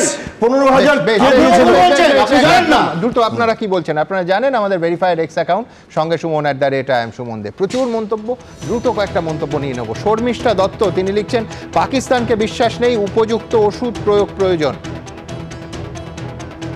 সুব্রত পাল লিখছেন, এপারে গুলির জবাব ওপারে গোলায়। সুব্রত গুহরায় লিখছেন, পাকিস্তানের অনেক বেয়াদবি ভারত সহ্য করেছে, এবার দরকার স্থায়ী বন্দোবস্ত। সব্যসাচী দাস লিখছেন, ডোনাল্ড ট্রাম্প যেটা করেছেন সেটা নিন্দনীয়। শুভ্রজ্যোতি সরকার লিখছেন, ভারতের সঙ্গে লড়তে এসে পাকিস্তান দুটুকরো হয়েছিল, এবার মনে হচ্ছে আরও টুকরো হওয়ার সময় এসেছে। দেখুন, সংবাদ সংস্থা ANI একটি খবর প্রকাশ করেছে যে সাম্বা সেক্টরে সেখানে পাকিস্তানি ড্রোন ব্ল্যাকআউট অবস্থা এবং পাকিস্তানি ড্রোন দেখা গেছে। এই মুহূর্তে তারা আপডেট করছে যে no drone activity observe for the first 15 minutes in Samba, Jammu and Kashmir. আমরা জানি না তার মানে কি এই ধরবো যে 15 মিনিট হয়নি, কিন্তু 15 মিনিট আগে কোনো রকম পাকিস্তানি ড্রোন অ্যাক্টিভিটি ওই সাম্বা সেক্টরে দেখা গেছে। আমরা জানি না, পরিস্থিতির দিকে আমরা নজর রেখেছি।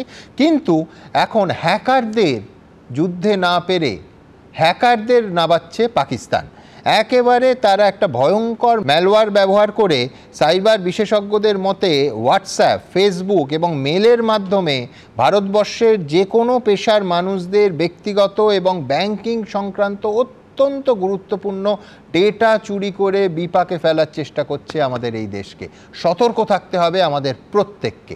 দেখুন, आपने देखा कि ये जो एक्टिविटीज चल रही हैं 3-4 दिन से, ये कोई वॉर से कम नहीं है। সংঘর্ষ বিরতির আগে অবধি পাকিস্তানকে যোগ্য জবাব দিয়েছে ভারতীয় সেনাবাহিনী। আর ভারতের থেকে ধারে ভারে পিছিয়ে থাকায় বারবার কুকর্মের মধ্যে দিয়ে আঘাত আনার চেষ্টা করছে পাকিস্তান। বারবার সাইবার অ্যাটাকের চেষ্টা করছে পাক হ্যাকাররা। ডান্স অফ দ্য হিলারি নামে এক ভয়ঙ্কর ম্যালওয়্যারকে কাজে লাগানোর চেষ্টা করছে তারা।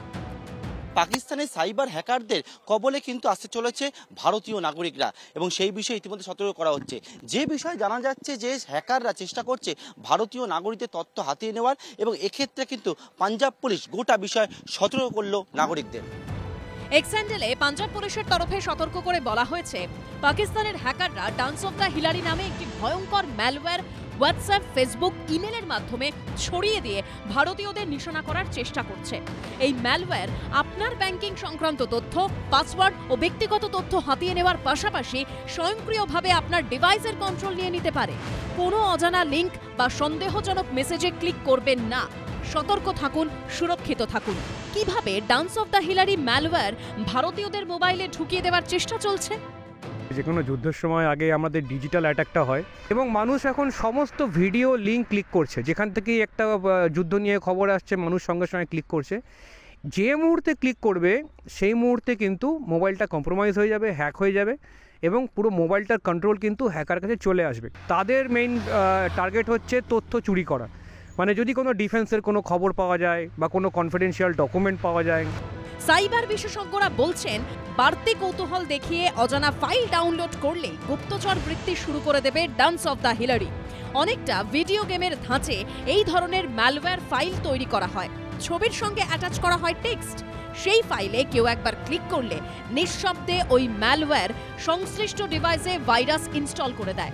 এর ফলে হ্যাকাররা ওই ফোনের পুরোপুরি নিয়ন্ত্রণ নিতে পারেন। কশন যেটা রাখা উচিত যে কোনো আননোন যে সাইট থেকে বা লোকের থেকে যদি কোনো অ্যাকসেপ্ট কোনো কিছু আসে, যে ফাইল বা লিঙ্ক বা কিছু, সেগুলো একদমই না ক্লিক করা বা সেগুলো তাড়াতাড়ি সাইবার সেলের জন্য রিপোর্ট করে দেওয়া। কোনো খুব আননোন সাইট যেখানে কোনো এক্সট্রা প্রলোভন পাওয়া যাচ্ছে, কোনো লোন হলো বা কোনো সস্তায় কোথাও ট্রাভেল করানো হচ্ছে বা কোনো প্রোডাক্ট পাওয়া যাচ্ছে, সেই ধরনের দিক থেকে বিরত থাকা। আমার মনে হয় নেক্সট 7 দিন বা 10 দিন এটা খুব কশাস থাকা উচিত।